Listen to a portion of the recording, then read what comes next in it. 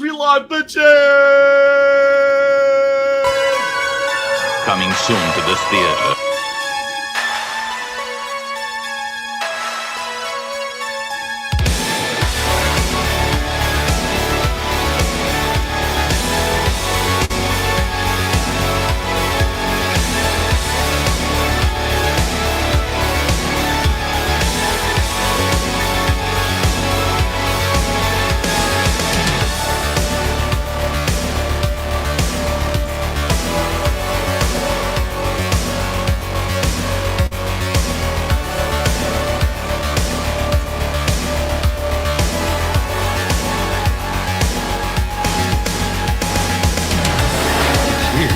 It's alive.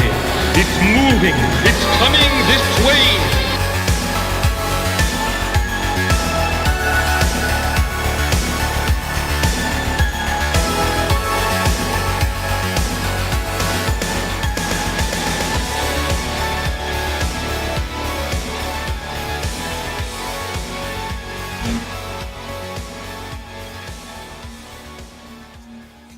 What is up, people? It's your boy Brian, back with another episode of the Horror Movie Club. What do? We talk about horror movies, B? Of course. Tonight we are taking a look at a movie that's close to my heart. They used to show this on TV when I was a kid all the fucking time, and I never missed it when they showed it. It's Count YORGA Vampire from 1970. If you've ever wondered what it would look like if somebody was making a softcore porno movie, and then just decided to like not make it a softcore horror porno movie and just turn it into like a real horror movie, this is that movie. There's a link below in the description. You can click on that, and then we'll take you to a presumably unedited version of the movie. Not that this one's especially gory, although it's got one pretty brutal scene in it, but we will get to that. We're definitely going to talk about some fucking horror news. That's for damn sure. Some Terrifier news, Terrifier 3 news. But first, let me bring on your boy, Matt. What's going on, man? It's good to see you. Hey, what's up, man? How's it going? It's going, man. It's going okay. Went to the Hudson Valley Horror Convention this past Saturday. Got to see Fright Night on a big screen. Oh, that's awesome. That movie rocks. Fuck. Well, I mean, it's always been a Fright favorite of mine. Yeah. But I didn't see it in the movie theaters when it first came out because I was like, it looked like a comedy. And like, This is like when all of the horror movies were turning into comedies.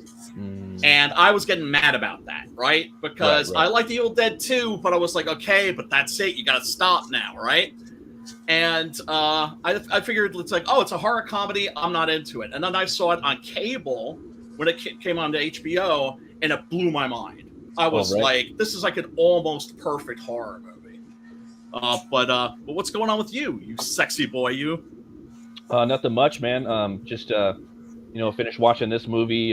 Checked out. Have you seen that new Absolute Batman that's been going around lately? The new Snyder book. No. So basically, they're launching an Absolute line. It's like Marvel's Ultimate line in October, and they're just rebooting the characters. So Batman's like 21. He's like 300 pounds. He's 7 feet tall.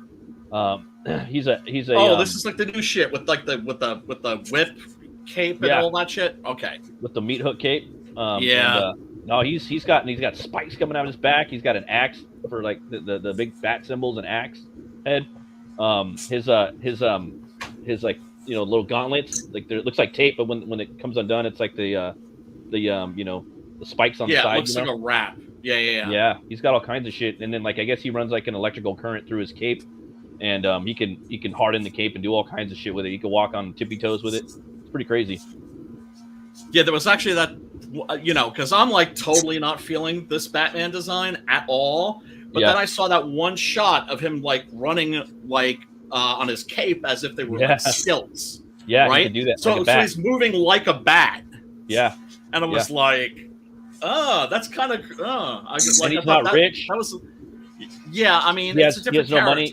He's a different character. He's a city engineer. And Alfred's MI6, so he's like James Bond. So they fight a lot in it. So I'm like, damn, dude, this is more of an original take than Bob Kane's and Bill Fingers. because theirs was like a mad ripoff of Lamont Cranston, you know. So I'm like, okay, I'll give an and Top an actual, Savage too. yeah, and Zorro. I'm like, okay, I'll give it like I'll give it a shot and check it out, and because I liked a lot of Snyder as a writer, I like a lot of his work. I do too. So his horror comics are dope. Yeah, his horror's the shit, and that book's gonna be fucking huge, man. And there's a lot of people like doing a lot of art for it, you know. Either you like it or you don't, but I like it because they combined a lot of cool stuff. And it actually is absolute Batman. Like he's got all kinds of fucking weapons and shit. His ears, right? His ears are actually knives. So you pull out the ears. When he pulls them out, he pulls out the Bernie Wrightson ears, and underneath you have the Frank Miller ears, the small ones.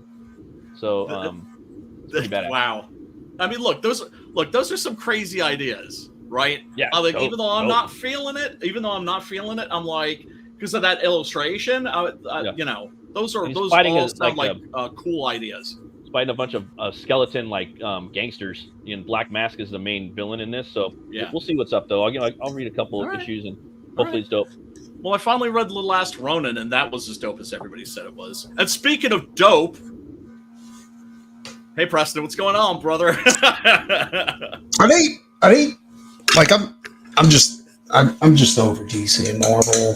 Yeah, me too. I mean, it's not a surprise that DC's like rebooting their whole universe again. I know. What I'm saying? I mean, yeah. But are they doing this? Is it almost like Conan, like a modern day Conan? Is what they're doing with this? No, he's just a 21-year-old city engineer, and he's broke, and he's just a smart motherfucker that lifts. And what is it called? It's called Absolute Batman. Absolute Batman. They're making a whole Absolute verse that has nothing to do with the regular DC verse, so they're going to keep everything intact, and then have this thing called All In, where they're going to fucking basically put everything in there. And I'm not going to pick up the main thing that's going to sell is Absolute Batman. That thing's going to be fucking huge, and it's going to be a little bigger, but or it won't, but it's going to be fucking massive, dude. Because everybody's talking about it right now. It's really popular. The Batman in there's got like all the cool shit, you know, from different Batman designs, I think. And he's got like 4 capes. I don't know. It's just the way the whole cape concept is fucking brilliant. Like no writer will not think about that after this. After they read that book, they're going to be thinking about the mechanics of that cape. It's fucking One brilliant. thing I got this past week was I went and I was scrolling through YouTube and I found an interview with the creator of Halloween Man. I don't know if you guys ever heard of Halloween Man. Nope. I've heard of, but not familiar with. So I checked out some pages from, some previews from Halloween Man back in the day, but back then it was crowdfunding really wasn't a huge thing. And so I didn't get a hold of it, and I was kind of broke at the time too. So I went looking for it this time. The first place I went was eBay. Anything you want's on eBay. Yeah. Like they wanted way too much money for it, and I was about to buy it, but then I was like, I wonder if there's any other places besides eBay. I think I might have to add a couple of pages to Six Gun Gorilla to get some more money out of Brian. No. I was so I went ahead and I found it on Comixology. I think that's what it is. Cool. Where it's like comics on demand or some shit like that. And it was like it was cheaper. You know, it was like, but the books were like 120 pages, 200 pages, something like that. And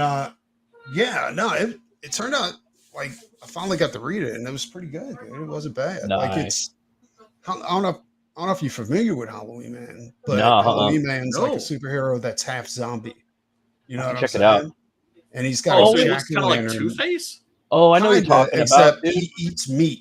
You know what I'm saying? Because the zombie half of him needs. Dude, like I think I know what you're talking about. He's got a store on TikTok, bro. Like he just hit TikTok. Now I think I have seen it. Yeah. I've heard of it, but I haven't seen it. And the art varies from book to book because the guy who created it's a writer. He's not an artist, so the art isn't consistent, but the writing is. And they had some like pretty heavy hitters on that book. That's awesome. Like, at some point, Nice. Like, it was really nice. good. Nice. Yeah, no, I just wanted to mention it. Yeah, oh for sure. Yeah, thanks for derailing the freaking stream, Preston. Yeah, it was Pops, good. Yeah. What's going on? Sup? Oh, what? Sup, yo. Oh, you're like it's one of those days, huh? One of those nights. Yeah, doing the thing, man. Getting ready to go and do everything on remote location over the weekend. I'm gonna be hanging out with the pit bulls again for the weekend. Okay. We'll go hang out with Rocco and Blaze and Apollo. And that's cool. So I'll be, doing the weekend shows from Pete's place. But Sunday night we'll be adding another show to the network. And Matt, this one is right up your alley, bro. Nice. It's called Three Beer Men. Oh, cool. You're gonna like this. Look, you guys have seen Flip City, right? Flip City magazine, Christy and them. The guy who produces her show does a show of his own with a couple buddies of his. And I'm good. They're bringing their show back. They've been on hiatus. They're bringing their show back on Sunday night, and I'm gonna be their first guest. And we're gonna talk about some things and some other things. And you never know where this is gonna go, bro. Because it's like they're debuting on my network. We're debuting on their network. Oh, okay.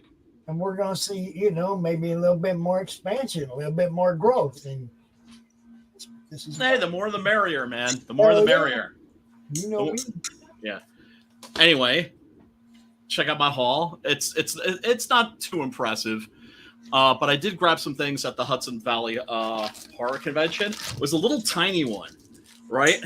But let me see. The cast from Fright Night were there. It was. Let me think. It was. The guy who plays Evil Ed and the guy who plays Charlie Brewster were there. And somebody else, too. Not Amanda Beers, right? And they actually introduced the movie and were, really kind of sweet about it. They were like, this blows our mind that, this theater is packed, that, people are still, into this movie. But it's yeah, it's a classic. Anyway, I found out with a lot of those classic movies, like horror movies, the actors are freaked out that they're actually popular. Yes. Because if you talk to these people, they'll be like, we didn't think that people would still be talking about this movie 20, 30 years later. No fucking way. They're like, this was just supposed to be a piece of shit movie that I never got paid for. I mean, for real, right? And to me, that's one of the joys of horror conventions is, and this is the way comic book conventions should be, but unfortunately aren't. They should be about giving love to those people, right? There's and letting those comics at comic book conventions. That sounds weird, but it's absolutely true. No, I mean, it's terrible. It's terrible. Quit interrupting him. I want to see this stuff. Come on, show us. All right, so check this out. Got the history of metal and horror. Nice. I watched this. It's a pretty good little documentary. It's about an hour, 40 minutes. They got the Misfits on it? Cool picture disc. Doyle. Nice. Right? And there's all the people that they interviewed on the back. And look what came. Oh, that's sweet. With the Blu-ray. Very nice. Now, I can't make copies of this, so I may just have to send it to one of you, send it to the other guy. Very nice. That's pretty cool. Ozzy fighting Count Orlok. Alice fighting Freddy. Sweet. Yeah. Yeah. So Kerry King fighting the Frankenstein monster. Got a bunch of stickers, refrigerator magnets, and shit like that. Out of stuff that was actually cool that the vendors had there, because there wasn't that much. Original lobby cards. Movie posters. Nice. Well, these aren't movie posters. These I know because lobby cards were going out when I was a kid. So a lot of people have never seen have never walked into a movie theater and seen lobby cards. And lobby cards were just what they sound like. They were like these cards. There'd usually be about about 6 of them, sometimes 9. Yeah. And when I was a kid, those kind of were movie posters. Well, what it did was, the whole point was you're walking down the street and a movie's playing, and you see the Bus stops, title, and then you look at the pictures from the movie, and you figure out, is this something that I want to see? That Those was things were on bus stops and everything in Minneapolis. Yeah. Yep. And you can tell this is authentic too because it is numbered. And this is actually directed, by the way, this movie is directed by Bob Keljan, the same guy who directed tonight's movie, Count YORGA, Vampire. This is for Suspiria. Nice. Oh yeah, it's scary. I think my good brother Chris. By the way, Chris, if you're listening, much love to you, brother. He's like laid up right now with like a broken ankle in a fucking wheelchair and shit. Oh, so wow. when I was shopping, I wasn't just shopping for myself. I was shopping for my homeboy too. Right? Demons, demonios. Yeah. So those are the only like really cool things that I got. I got a couple of things I want to show you real quick too. It'll only take a second. Check this out. All right.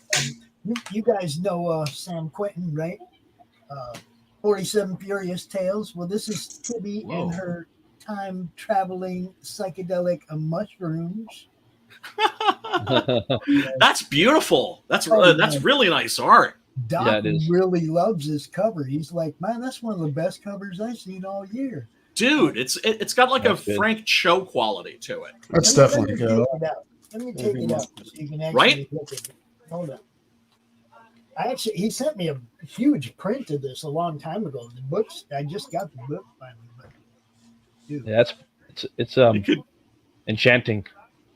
Enchanting. Right? Well, also because it's so retro, right? Because it's naughty, but there's an innocence to the naughtiness. Right.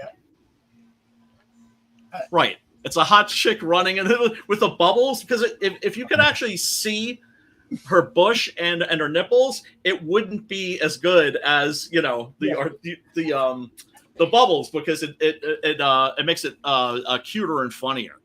Then we had Kevin Davis, Arcfire. Oh yeah. It's like one of like 10 million fucking werewolf books are out now. I still can't do my fucking werewolf book. God damn it. This one is good, dude. This dude's got something. Kevin Davis, he's in the madness. You guys. Well, I love werewolves. Yeah, me too. And then, it's like enough with the werewolf comics. Damn it, I want to do one. This one fell out of a box the other day that I had forgotten all about. Okay, Jack Purcell, Malice and Mistletoe. It's a Krampus book, right? Oh, cool.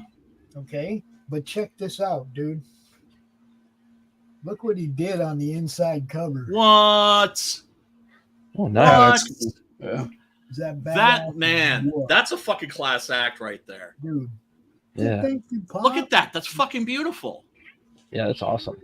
Dude. What? Dude. And the book itself is just totally badass. Nice black and white art. You know me. I like the black and white. Great story. A little bit of red. Black, white, and red. Oh, that's cool. That's always effective. But dude, good story. Really good story. I was blown away. That's why when it fell out the box, I was like, oh shit, it's about time to read that again. About that time of year. Yeah, to read that again. Halloween to Christmas, right? Somewhere in there. Yeah. It's like Halloween right now. Krampus, right? Oh yeah, Krampus is awesome. Oh yeah, well they're just some stuff. They're getting ready to like load up the stores with all of the rad Halloween shit. It's like, they already have, dude. Where you're at, they already have? That's I was great. at Walmart right now in Downey, and it's just filled already with the Halloween shit. Oh, I fucking love that, man. I love just Halloween starts in out there real quick, guys. August. Sooner every year. Monday at 5 p.m. on Monday Madness, we will be celebrating the completion of Pop's 60th rotation around the sun. Happy birthday, man. My 61st birthday. We will be celebrating right here on the network. Everybody's welcome. The link to join in will be in the chat. I'll be there. Everybody come hang out. What day is this again? Monday, 5 o'clock in the Okay. afternoon. All right. I'll be there. You got James Hurley in the chat. What's up, man? Oh, yeah. What's up, James? He's got a couple questions. Matthew Creek says it's the wrong link on Facebook. I know that the movie, one of the links didn't take me to the Tubi or whatever it's Plex. The first one you sent earlier in the week, that one took me. I had to keep using that one to go back to it. In the description. Oh, oops. The one in the description down here should work on YouTube. Totally forgot. The one below on the YouTube. Sorry about that. You know, I mean, the whole reason I put it there is for people's convenience, right? Yep. For me, because I went and watched it today. Nice. Now, do you want to hear what I had to say about this before we start, or do you want to wait until the end? Oh, I knew exactly what your reaction to this movie was going to be. I know exactly what your reaction to this movie is going to be. I don't know if you're going to know or not. No, I don't know if you're going to know or well, understand this. Tonight's movie, Count YORGA Vampire, is a really interesting case because it is a movie that was meant to be a softcore porno movie. Yeah. I get all that. I get it. Yeah, I know. And what happened was they wanted Robert Quarry for the part. Robert Quarry, towards the late 60s, he was American International Pictures. They had a contract for Vincent Price, right? He was making movies exclusively for AIP. But he was being maybe a little bit of a prima donna or something like that, where they wanted to have this is the story anyway, that they wanted to have a little leverage over him. And so they got Robert Quarry to basically put him under contract to say, yeah, dude, you know, we're ready to fucking swap you out. At any minute, should you fuck with us, that's the story, right? So Quarry got the script, and I don't know if he read it and he was like, you know what? This is a really good script. And I don't think you need to make this a skin flick. Now, mind you, we're talking about soft core pornography here, right? So any the word pornography, porn, get that out of your head, because the shit that's out there now is nothing like this. We're talking about some nudity and simulated sex scenes, but nothing that you wouldn't see in a R-rated movie for the most part, right? So calling them porn is almost a little bit of a misnomer, but they were like the descendants of the nudie cuties, right? Where they had movies like Nude on the Moon, right? Where you just go to a movie just to see naked chicks, right? And Quarry was like, I think the script is good enough because it's basically Dracula. Right? Yeah, right. And I mean, beat for beat to a certain degree, right? He shows up in the Demeter at the beginning, right? Yeah. And there's a Dr. Seward character, and there's a Lucy. So he was like, I'll definitely do this if you make this just like a straight horror movie. And he was like, and you know what? The market's probably going to be better. So he went and he made the movie with Bob Keljan, who had been an actor. This was his first movie as a director. He had been on episodes of The Twilight Zone, I believe. And he had Quarry said he had a miserable experience. I should look up that interview with him because it's pretty amusing. And the movie was a surprise hit.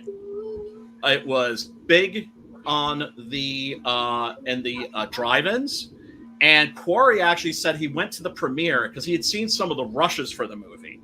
Rushes are, rough cuts, that sort of thing, right? He had seen a rough cut of the movie, and he was like, "Oh my god, this is what my career has been reduced to," right? And then he went to see the actual movie, and he wasn't expecting it to be any fucking good. And he said the audience reacted in a way that he just didn't expect. He said that they were laughing at the right moments, that they were scared at the right moments, and it was a surprise hit. And there ended up being a bunch of other movies that followed in its footsteps, as you get with in low budget cinema. If one thing's a hit, you can expect a bunch of ripoffs, or at least movies in the same vein, shall we say? Blackula, for instance, came after this. Grave of the Vampire, and then of course Blackula Scream, which is by the same director who did this. And then of course there's the Return of Count Yorga, which is way better than tonight's. I bet. It's fucking dope. It's like, I mean, that's a genuinely scary horror film. Is it the same actor playing YORGA? Yep. Yeah. Yeah. He really sold the movie, I think. You know what I mean? I mean, he makes the movie without a doubt. His performance is really intense. Yeah. And he has a sense of presence and authority. And when I think that they were going to make this like a softcore movie, it's just bizarre. They ended up let's see. Let me close this because I guess I'll share that shit for later.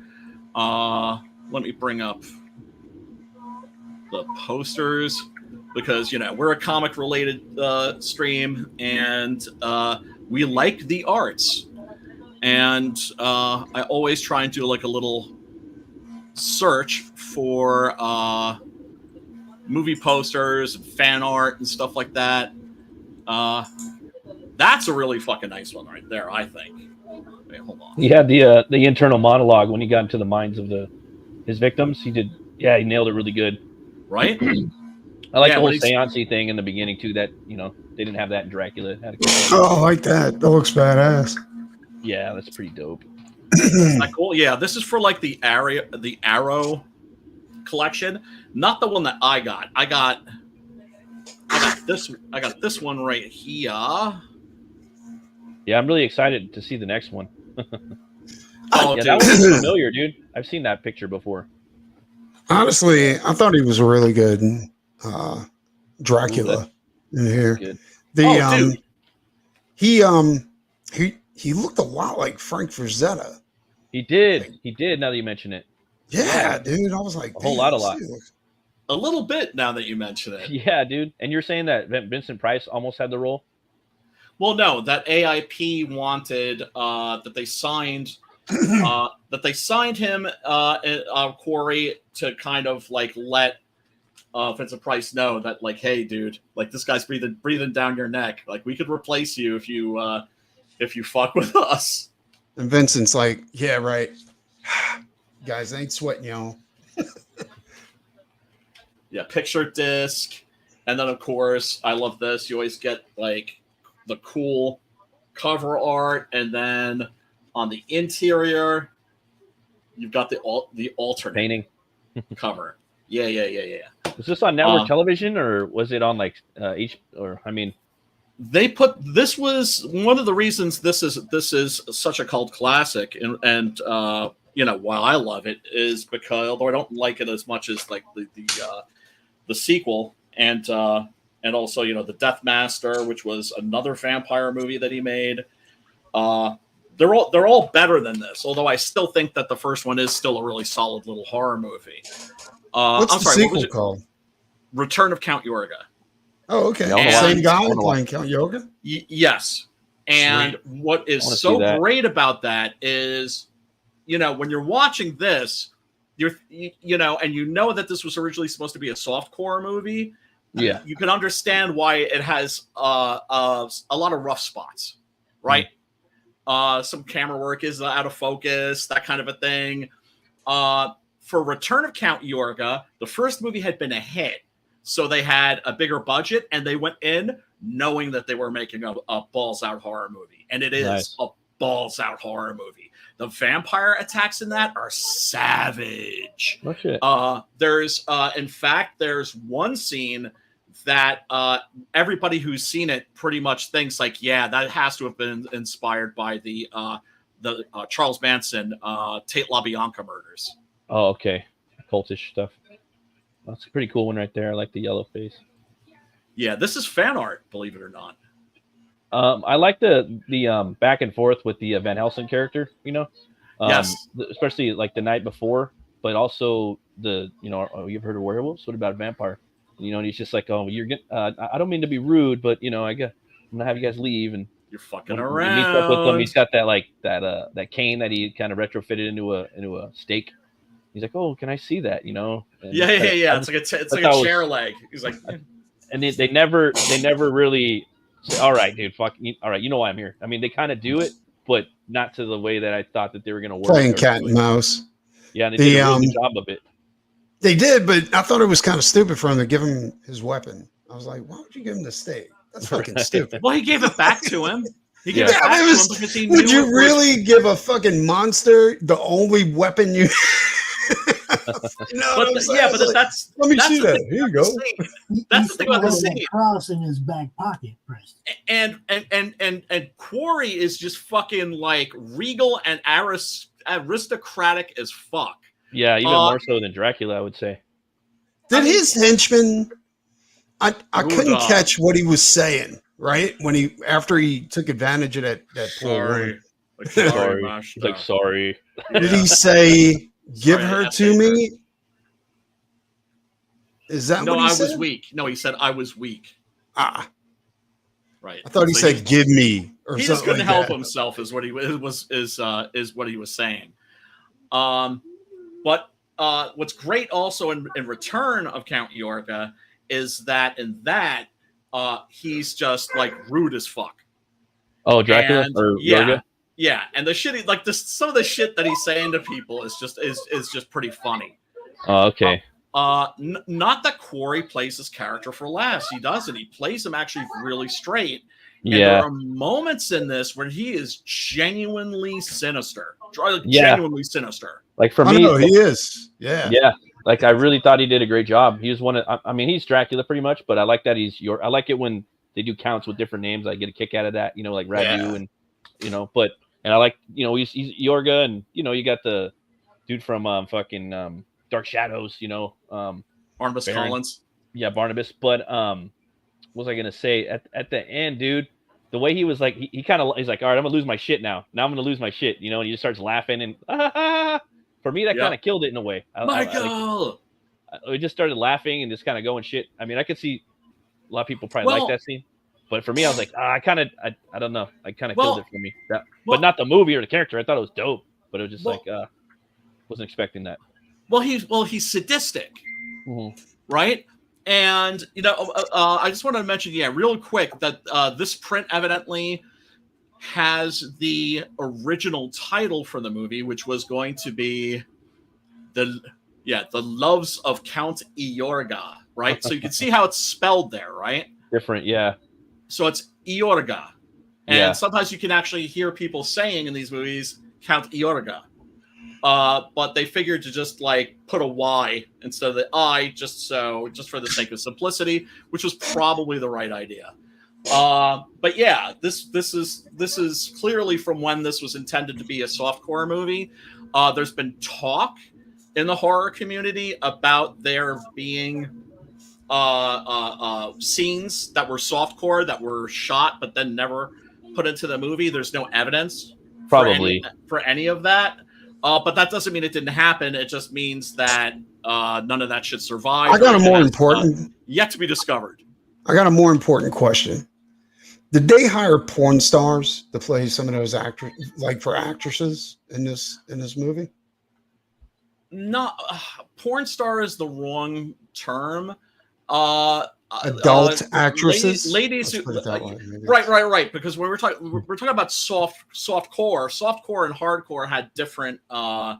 You usually didn't see hardcore people in softcore movies, right? You see them sometimes in mainstream movies or in low budget horror movies because they need somebody that's going to take their top off, and they need somebody that's not going to choke when that moment comes and like demand more money or say, I just wanted the part, but I'm not taking my top off. I thought these girls have no problem getting naked. That's exactly who you want. I thought with a lot of those skin flicks, like they actually shot it twice. Like they did a hardcore version and then they did a softcore version. Those are the Spanish ones. Those are all of Jess Franco's, well, not all of Jess Franco's movies, but a lot of Jess Franco's movies were shot like that. There's a scene where he doesn't have a coach. He actually has to bum a ride. But when that was kind of funny in a way.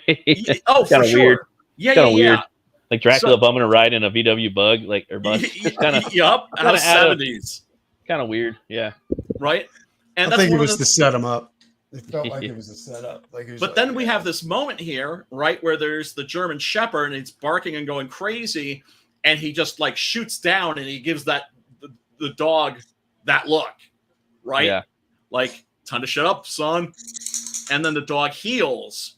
And that's very much like that scene in the novel where where they get surrounded by the wolves, and Dracula, who's the coachman, gets down from the coach, and he kind of like goes like this, and the exerts his willpower over the wolves, and they take off, right?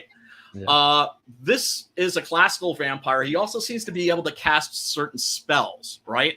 Like when that couple gets stuck in mud, and they're like, it hasn't been raining.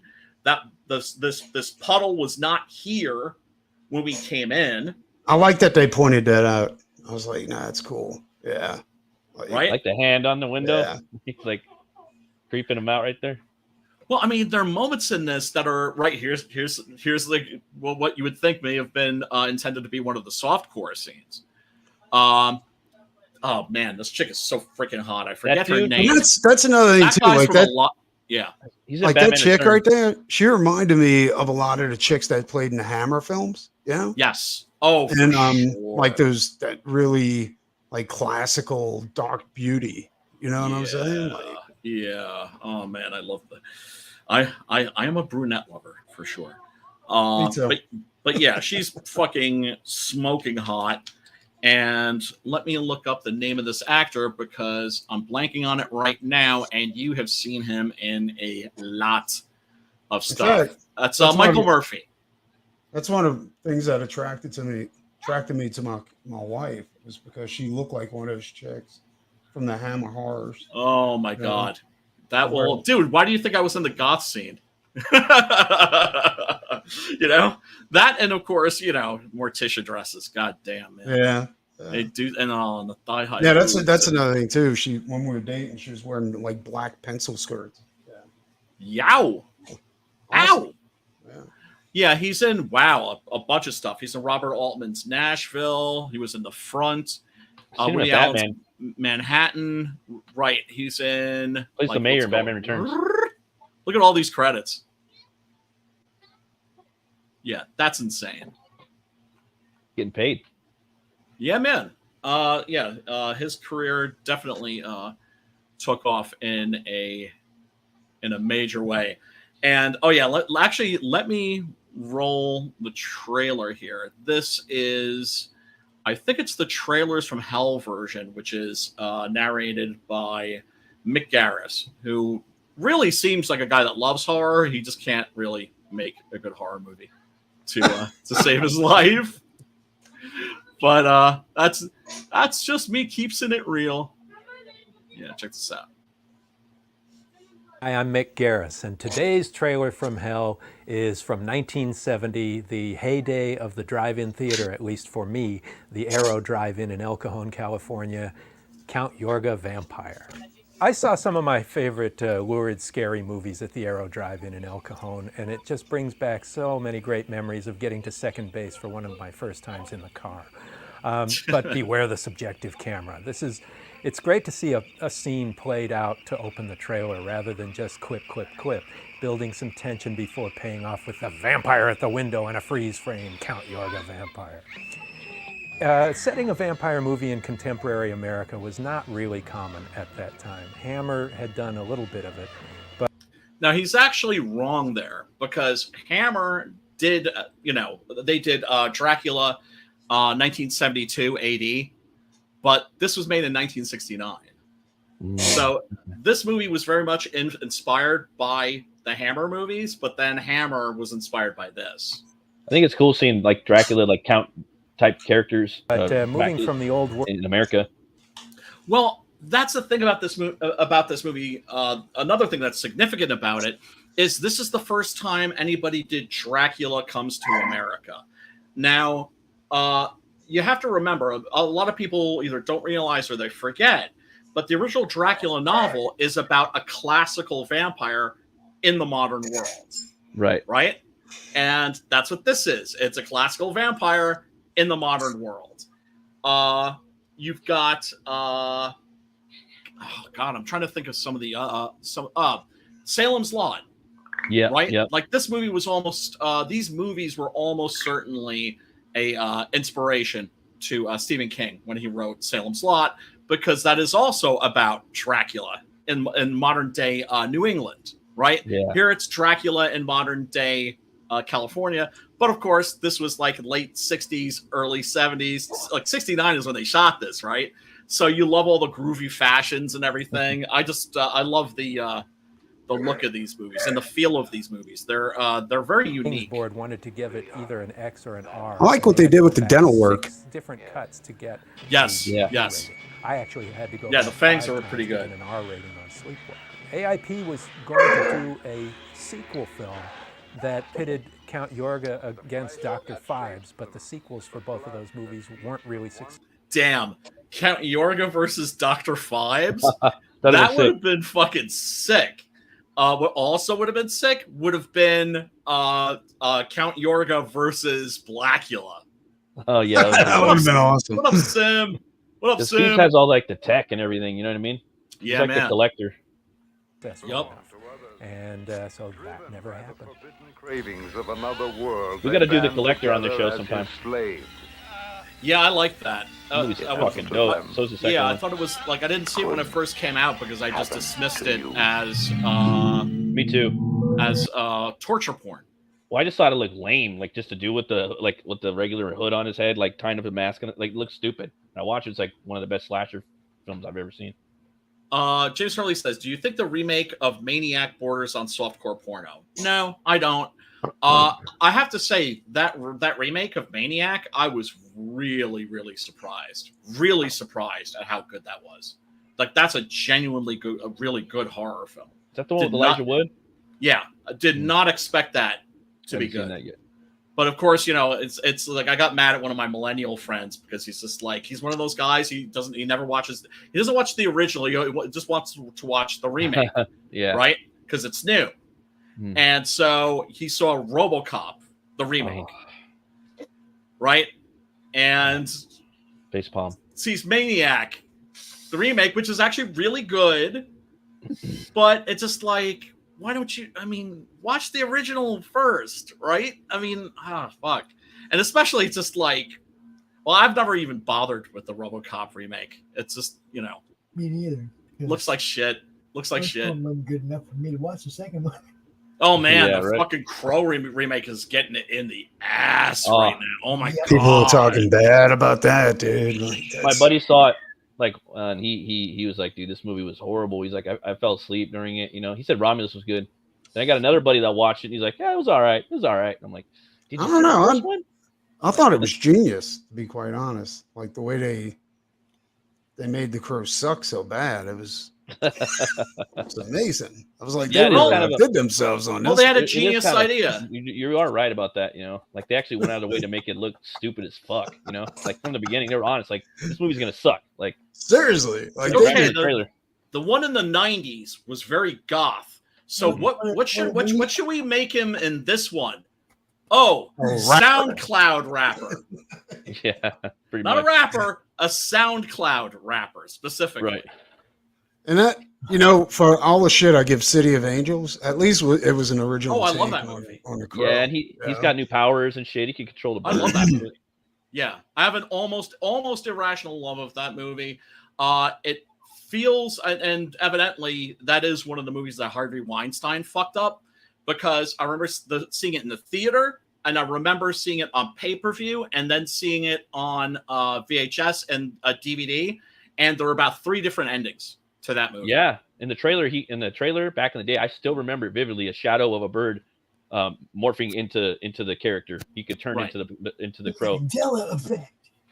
Yeah, I don't know if we're ever going to see a director's cut of that. I don't know if enough people care. Probably But I love that movie to pieces. It's I starting thought to get it a lot of was, like love lately. A lot of people talking about, and it's a sequel to the first movie. It's canon with the first one. Yes. You know, yes. whether you like it or not, it simply is. Yeah, and you know, it's far from perfect. It's very flawed, but when it's good, it's great. Yeah. You know, like I said, a movie that I think deserves a second look. So she gets bitten by a vampire, and this character is very much like Dr. Seward. Now, Yeah. this is one of the chicks that Preston was talking about. who's like Not her. Nah. not her. You're thinking about his girlfriend in the later scene, The right? brunette, the one, her right there. Oh. Like when she was in her bed and he comes into her bedroom and she's sitting on the bed and her hair is drooped down her shoulder. You know what I'm saying? It definitely reminded me of a Hammer horror chick. Oh no, I meant the porn stars. Where you were asking like, oh, she was a porn star? No. I'm saying this is one of the chicks. I'm convinced because she can't act, right? Because everybody else in the movie can act, and then this chick shows up and she can't act, and she's looking cute, and I'm thinking she was one of the girls that was supposed to get naked. They had a couple of really good actors, like that dude right there, the doctor. Yeah, he's he's great. Actor. Yeah, I've He's seen funny. him in other stuff. He's in the sequel too. He's in the Oh, is sequel. Yeah, as a different character. Oh, I don't like. You can watch but that's cool. the sequel. I'm Dr. Doom now. Exactly. Right. Yes, Roger Perry was also in a lot of stuff, including Star Trek, of course. They put a big rubber nose on him. I'm cool. And then dye his hair blonde. Well, they put a beard on him. All right, then I'm good. That's good. Yeah, I ain't gonna say it. Right. Do something. Right. Tweak the voice a little bit. That's cool. Right. And then there's this scene where poor Michael Murphy, he comes in and finds his girlfriend literally eating the cat. Chowing on the cat, man. That was awesome. Yeah. Right? Oh, like God. this scene genuinely made me go, ooh. Well, it was true love. You knew it was true love because he stayed with her. Yeah, and she's just like, oh, like you must be disgusted by me. It's just like, bitch, like, do you not see my blood going into your body? Right? Like, what else do I have to fucking do? Exactly. What up, Sim?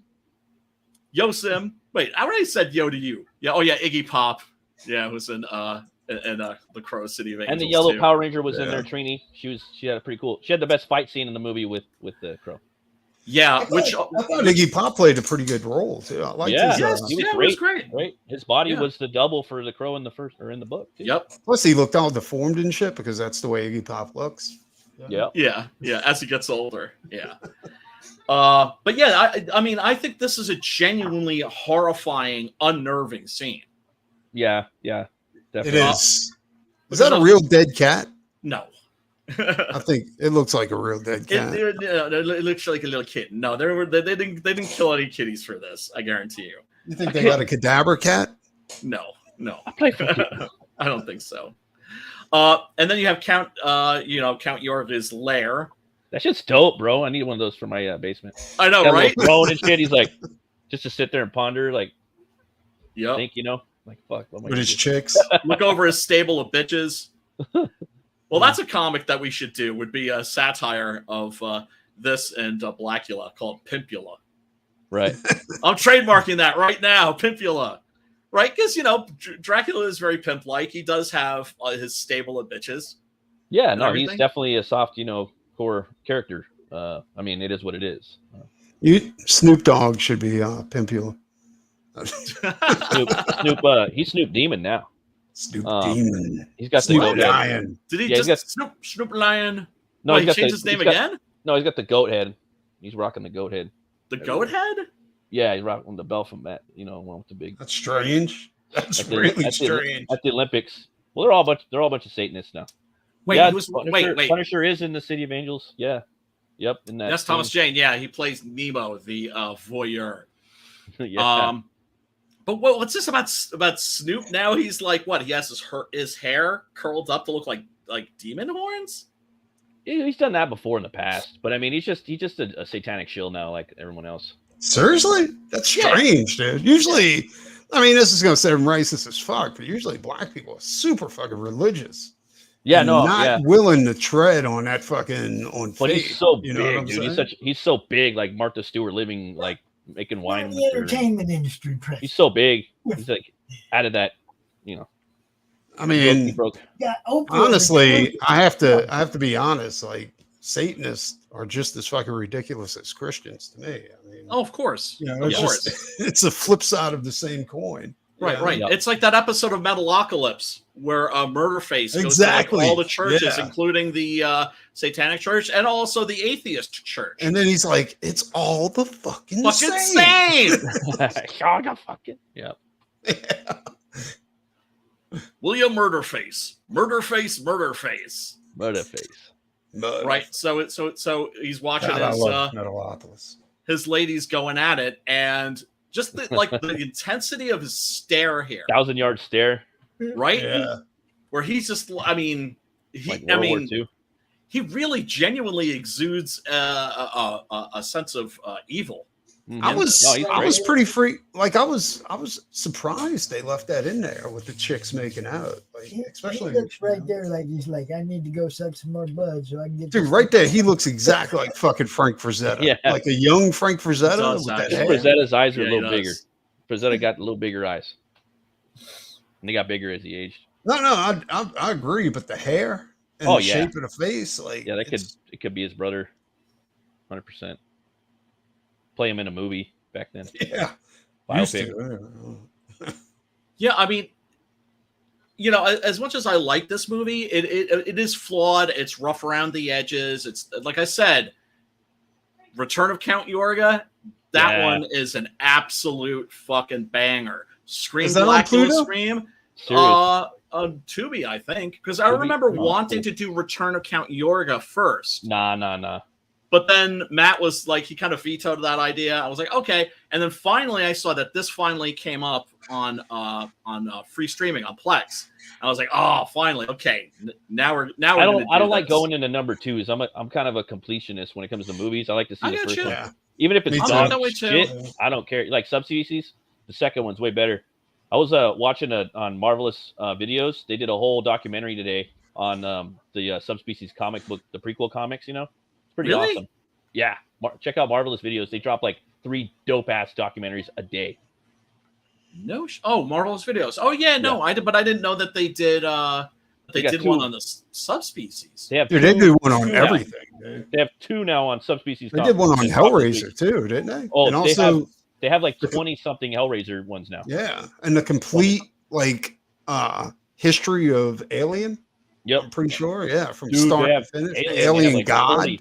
They have you know? like 40 videos on Alien now. Yeah, What channel is this again? Marvelous, Marvelous videos. video. Right now, it's like the best YouTube channel. They just have dope shit that you want to watch. Anything you could like think of, like they probably have a video on it. It's crazy. Brand new episode of Biker Mice from Mars is here, and it still packs 90s nostalgia punch. I think they're doing a Yeah. live action Biker Mice from Mars. They got the comic of that coming out. Yeah. Another Rice Poor and Bernie. Bernie. Yeah, I he know. came up with that shit. I know. All right, I'm gonna jump in here real quick. Yeah. The only problem I had with this movie was pacing, Yes.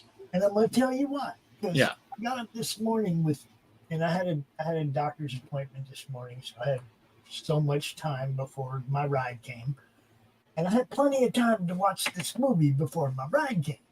Right. But it's a look squirrel world. And it's like I kept getting distracted by stuff and then having to come back and start over. Right. And I only got like 20 minutes of it watched before I left for the doctor. Yeah. Came back, fell asleep watching it, got up, did a few things, watched some more. The pacing wasn't keeping me in the movie. I Right. kept finding myself looking at my phone. Yeah.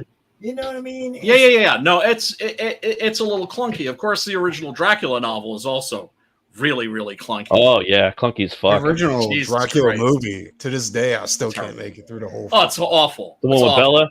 Yeah. Yeah, terrible. Takes forever. It's terrible. The And the same thing stuff. that's so terrible about it is that it's not even based on the novel; it's based on the Yeah. stage play. right Right. that Bella And- was doing. Right. So, stage plays have been turned into movies many times, right? 10 Angry Men, for instance.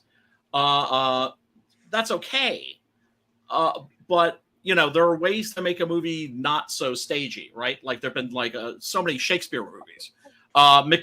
Macbeth by Polanski being my all-time favorite, which Matt, you would fucking love. The medieval violence in that is just insane. It's shot like a horror movie, right? So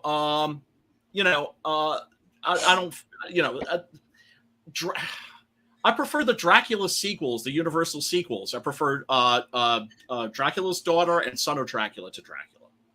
This was, of course, before they had the bright idea, like, oh, wait a second, maybe we could just like pull the stake out and have him come back to life, right? It was Right. Hammer that thought that shit up, and that's one of the great things about the Hammer movies too. Is at the end of every movie, Dracula's gonna get staked or burnt up or something. He's gonna die, but you always know he's coming back. Like, I think Hammer made Dracula into a true monster. Yes. You know what Yeah. I'm saying? Like, Yep. like he wasn't First just some vampire with guy. fangs. Yeah. So he's my favorite. Like, became Drac- at the time.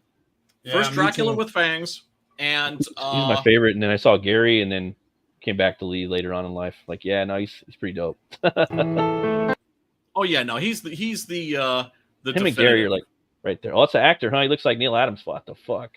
yeah. Went from Frank Frazetta to Neil Adams. Fuck around. Oh, How that's do you do him? that? How do you do that in one lifetime? Holy Right. shit. Damn. What the fuck happened to that dude? You got, it's called age. Call me at 11 o'clock in the morning and then not use me till 3 o'clock and have me sitting around this makeup. And I'd gone over, a friend of mine was Dan Stratford, was head of makeup at Fox.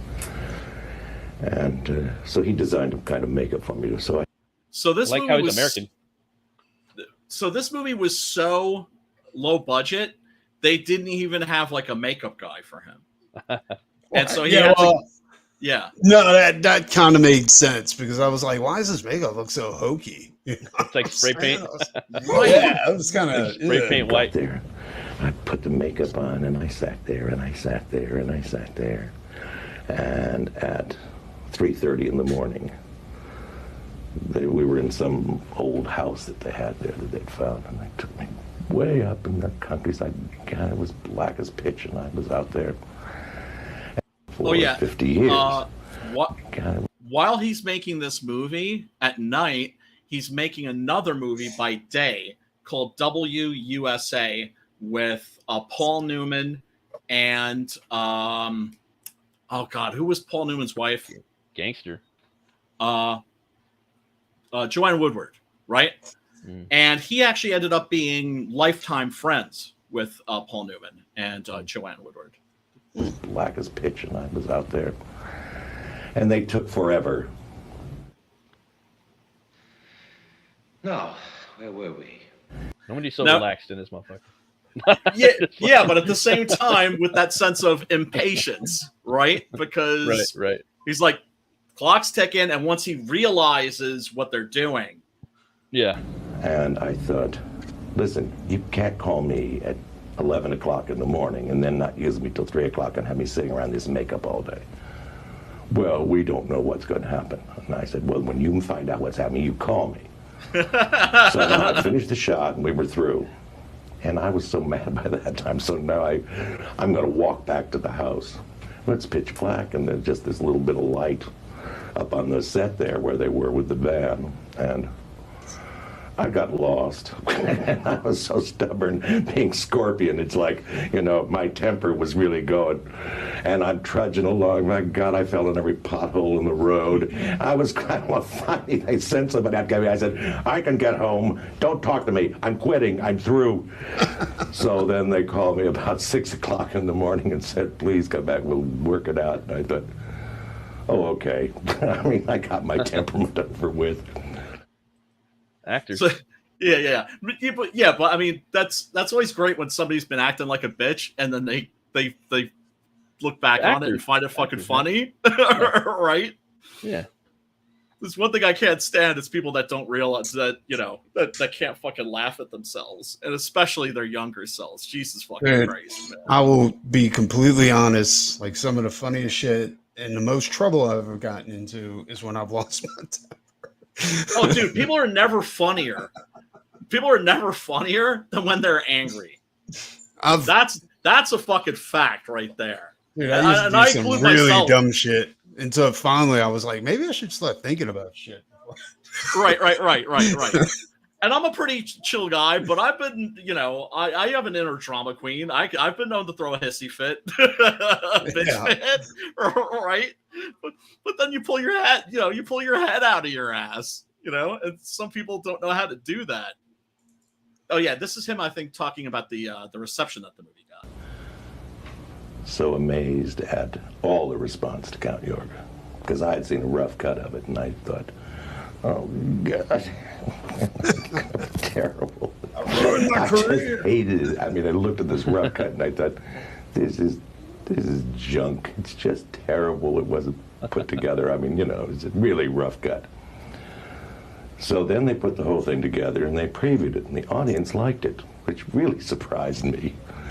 I mean, I was amazed, because I went up and hid in the balcony of the Wiltern Theater over in Wilshire, and I sat I've been there. I thought, I've seen the Mueller year there. they're laughing at the right places, and they're scared at the right places.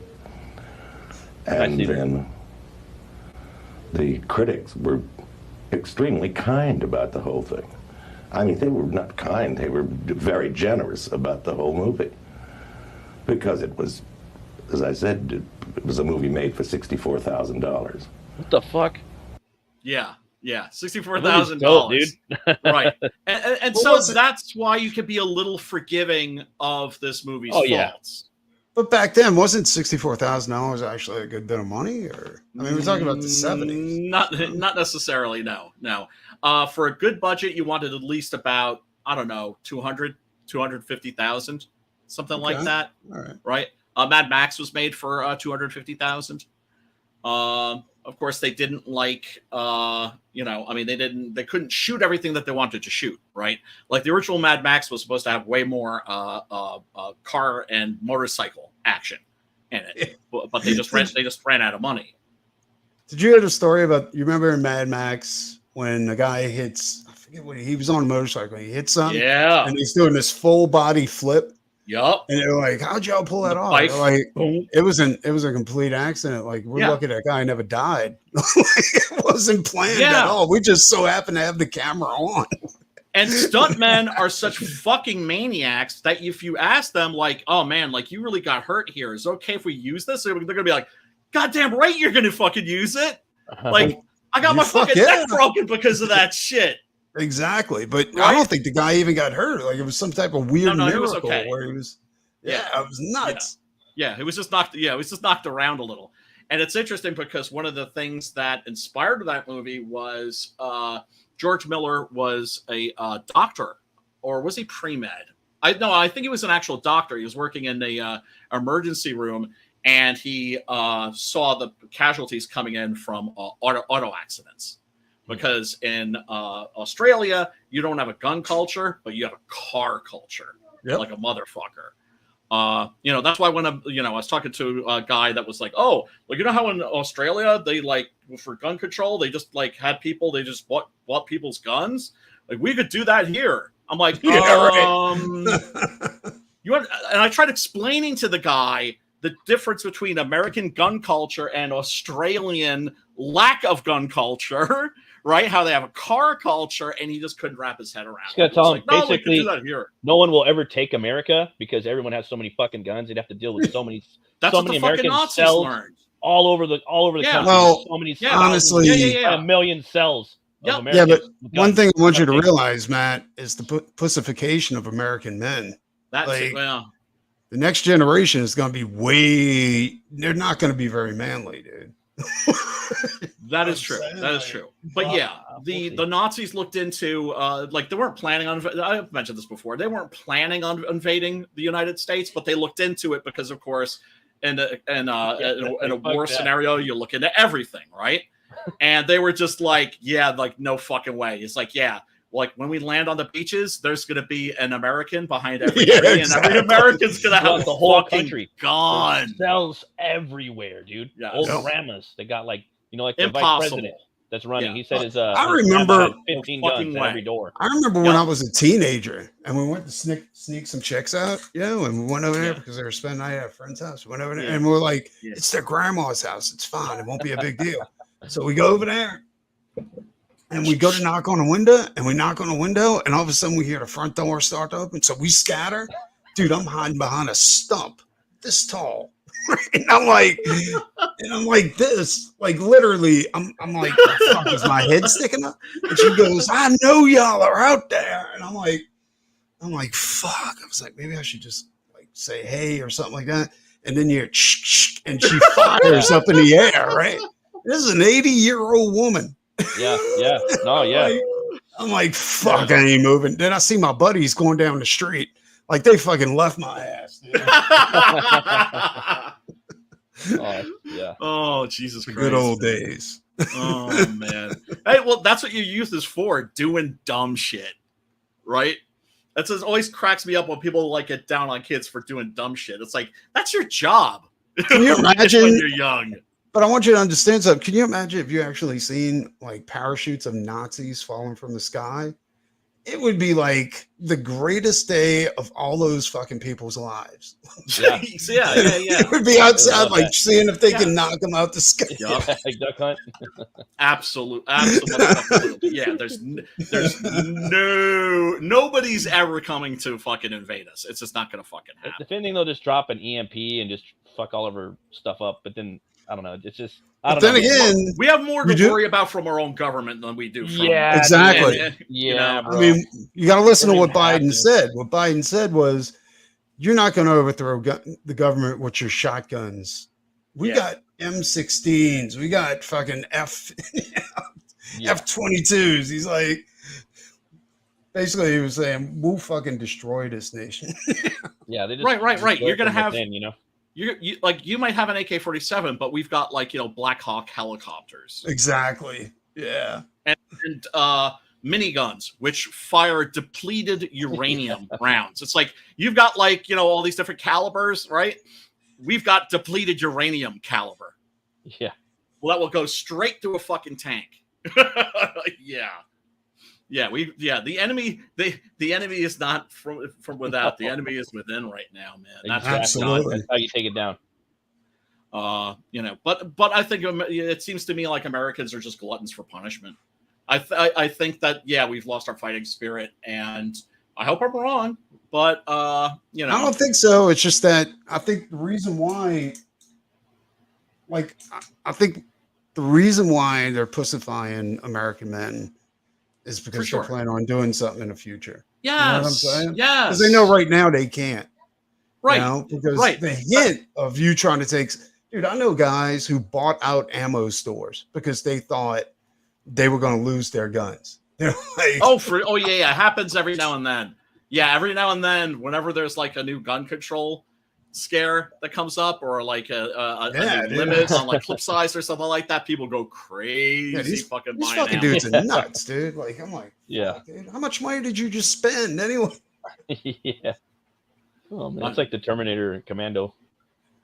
Yeah. See, I mean, if I get any more pews, I'm not buying them so much for protection, just out of love, right? Like I've never had I would love to own a Colt Peacemaker replica. I want to judge a Winchester replica, right?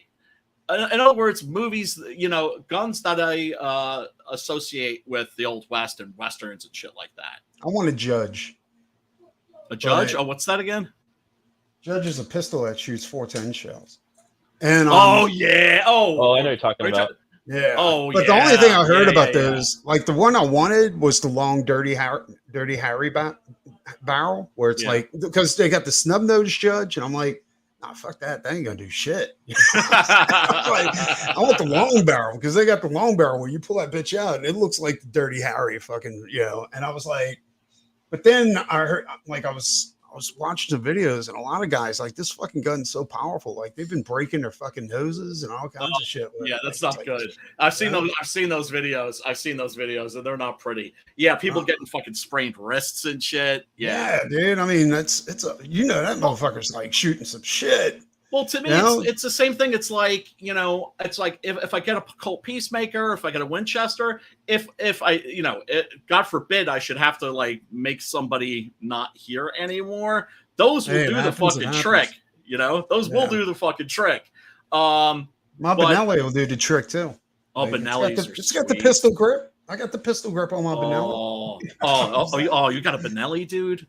Yeah. Those are such. Oh man, yeah. No, if I buy another shotty, it's gonna be a Benelli.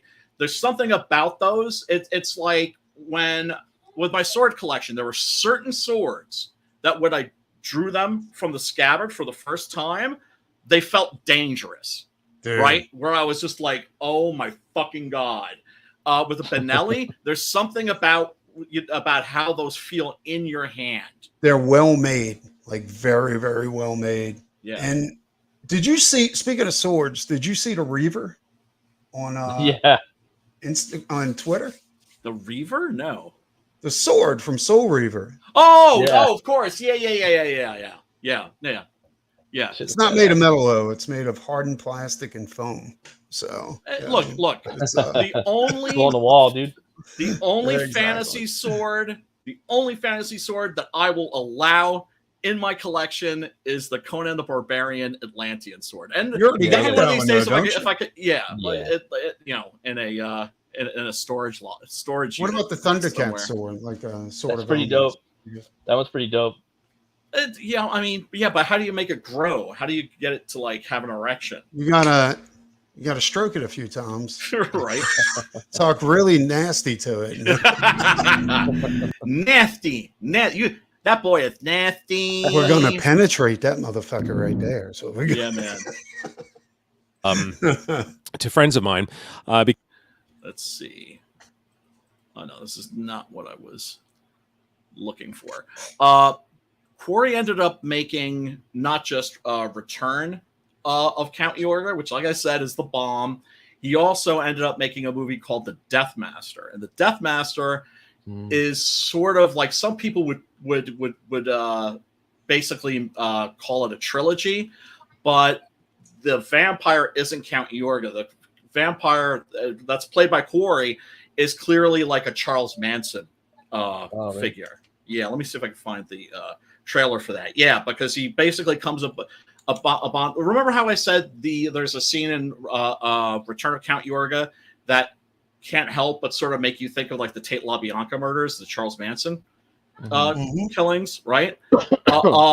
So for this movie, The Death Master, 1973. This is right after Return of Count Yorga. They made another vampire movie where he basically plays a hippie guru vampire who's basically it is, but it also it's effective in the same way that it's effective how Manson-esque Thulsa Doom is in John Milius's Conan the Barbarian movie, right? Like, I remember thinking like that was the character that was very Manson-esque, right? Like a guru type that was basically going to lead people off a fucking cliff, or make them do murders. Literally lead them off a cliff. Yeah, man. Yeah, actually, let me see. I got the trailer right here. Oh yeah, and then we got to do the week in horror too, because there is some cool horror news, and then I also got some shit I need to rub in y'all faces, motherfuckers. Because I got a ticket. Got a ticket for I got a golden ticket. That is golden ticket. Let me actually. Let's see. The Sim says, yeah. Not the military, but our lumberjacks. What? Suddenly tried to come through Canada. They got defeated and sent back packing by lumberjacks. Yeah, no, I mean, and also during the Koepp, who stood up and actually said, like, this is some fucking bullshit, not the Americans. No, it wasn't. No. A fucking our neighbors to the north came correct. Yeah, nobody could take that away from you cats. That's for damn sure. Let me see. Yeah, this is The Death Master. You're not in it. Not in the mirror. Look!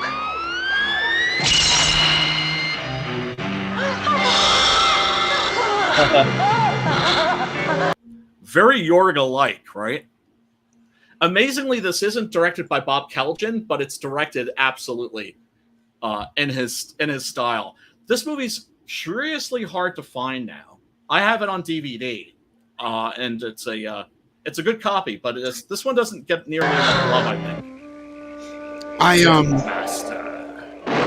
Death Master. From the ancient world of the living dead, he came.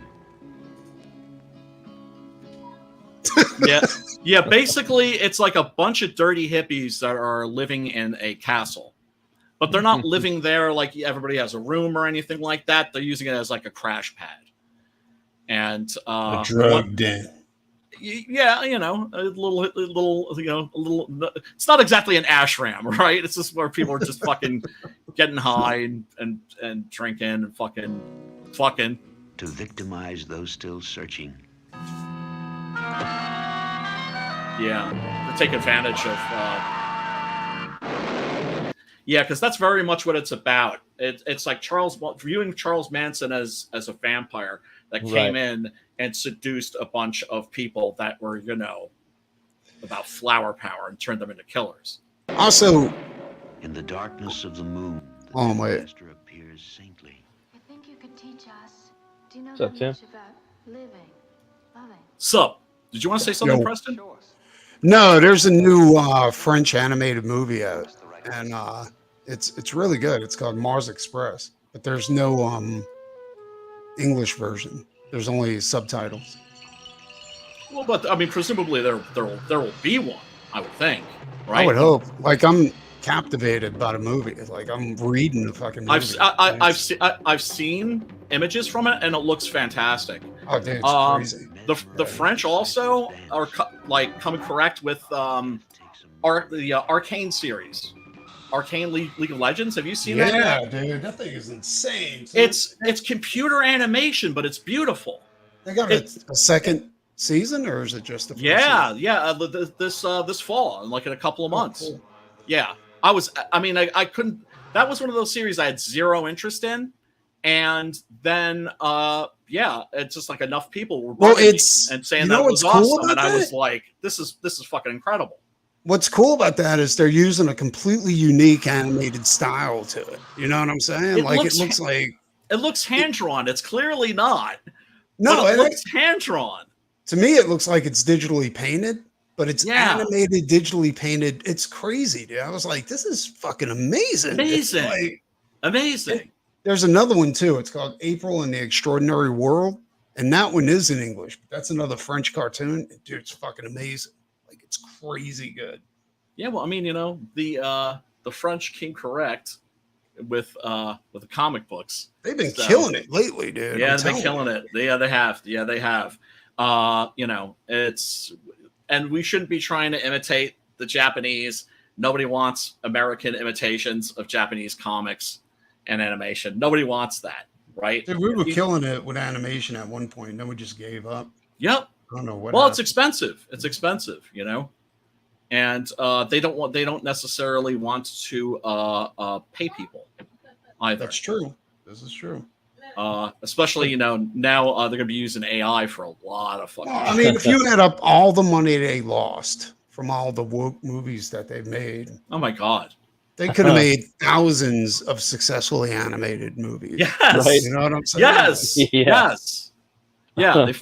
Yeah. I mean, but evidently, they don't making money isn't a priority for them anymore. Like, DC has some really good animated movies. You know what I'm saying? Oh, dude, 20 years of them, bro. Yeah, dude.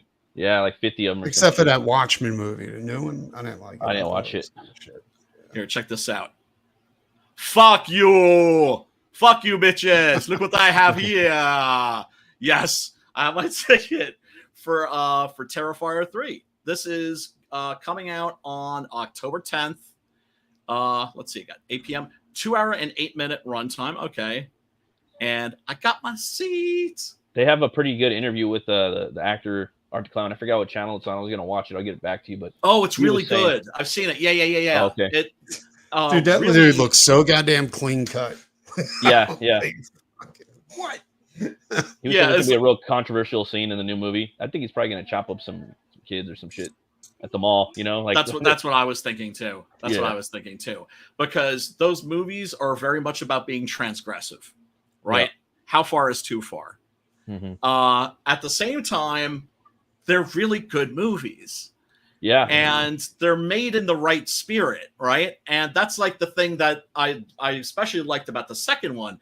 It was spiritual. It was. I would even go so far as to say it was religious. Yeah, definitely. Right?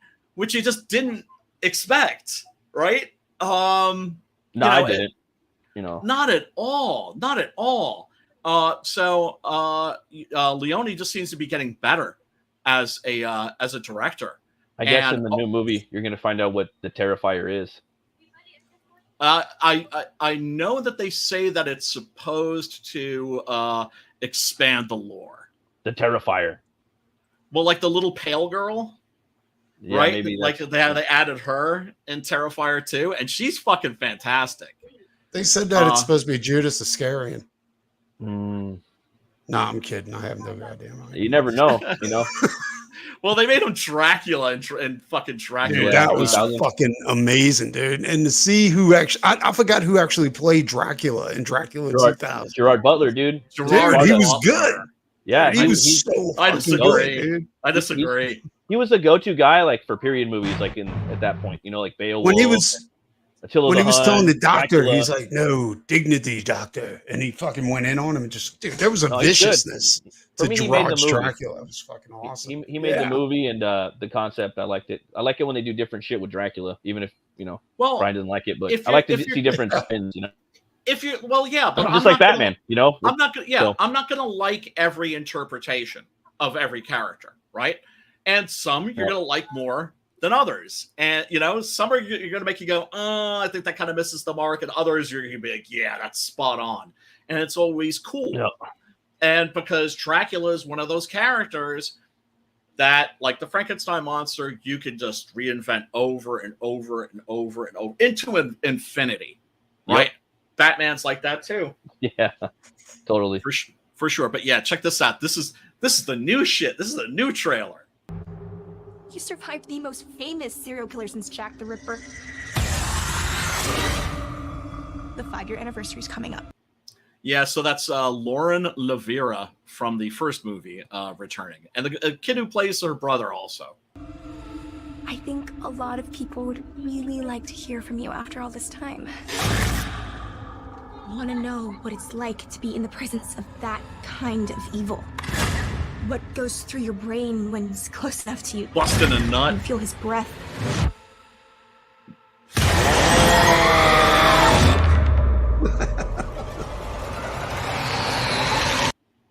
Yeah, one of the things I found really amusing in that interview that Matt was talking about is that the interviewer mentions like now they're selling like the big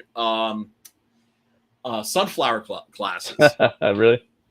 Because that scene in Terrifier 2 where he's rocking those glasses, in the costume store. It's become so iconic. I'm gonna watch that tomorrow. Oh, it's really good. It's really good. I on my queue.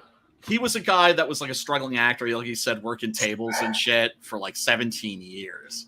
Fuck. And then Damien Leone came by and gave him this part. And let's face it, he's the new Freddy. He's the new Jason. He's one of those characters. He's that for this era for sure. In some ways, I mean, like if you look back at all these characters, right? Like that you're talking, in like 20 years from now, he's gonna put those motherfuckers to shame. I think so too. To shame. And I'm sorry to say it, but he makes it look like I believe that. I believe it's very difficult to come up with something original when it's been trod upon over and over again. Yeah. But dude, I have to say, like fucking Art the Clown is like Especially fucking clown. Because I thought hard to do too. I thought you was like clown. And you were talking about Art the Clown. I'm thinking like Pennywise. Pennywise. Like that, yeah. I wasn't thinking about a mime. You know? Yeah. And that's exactly what he is. He's like a true mime. Yes. Yeah. Yep. And James Newton Howard's performance is just captivating. Dude, it's funny. It's chilling. Like he hits the right notes. And a couple of angles, like shots I've seen for him, like just actors have their promotional shots. I don't know if they were from when he was younger or now, but dude, he looked like a fucking Joker. He looked like he would have been perfect for the Joker. Interesting. I was like, dude, that guy. I mean, he would be a good Joker. I know he can mime his way through it. I don't know his voice would be. His line delivery. He's like in the comic. The Joker's like really tall and thin, right? Yeah. Yeah. Dude looks like that. Yeah. Yep.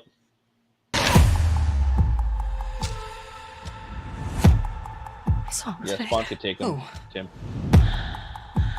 How can you be sure it was really him? I could feel it. Who is this Santa? He's scaring my kid. Yeah, he's scaring me too. Hey, Santa's handing out presents! It's like, oh no, he is not they pretty going much tell you there. what's gonna happen, you know. That's the question. Is he going there? Probably won't though because it's so obvious, you know. Why would he come back here? Even if he was alive, which he isn't. Wouldn't you want to get as far away from here as possible, as far away from you? You both know this isn't over.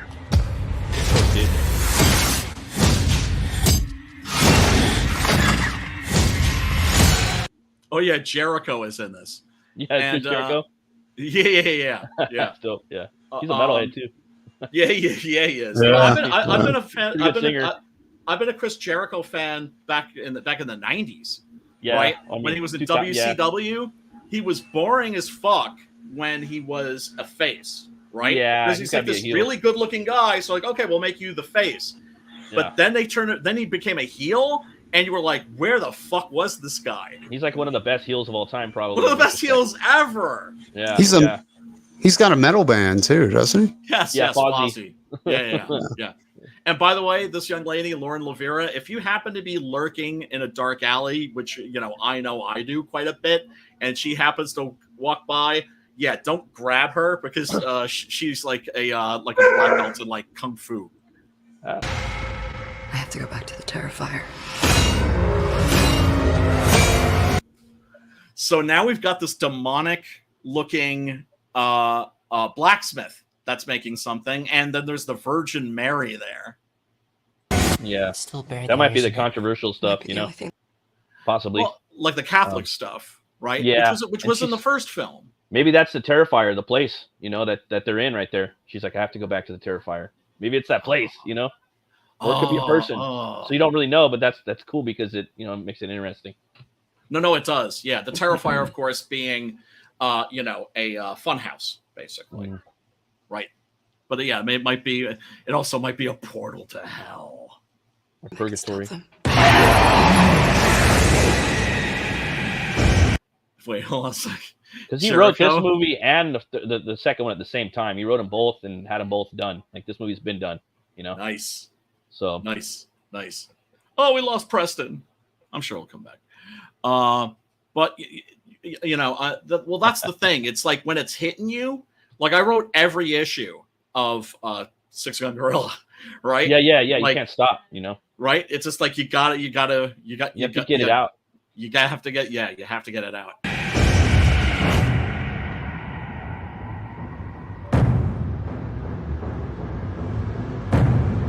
Is he like working at a whole photo?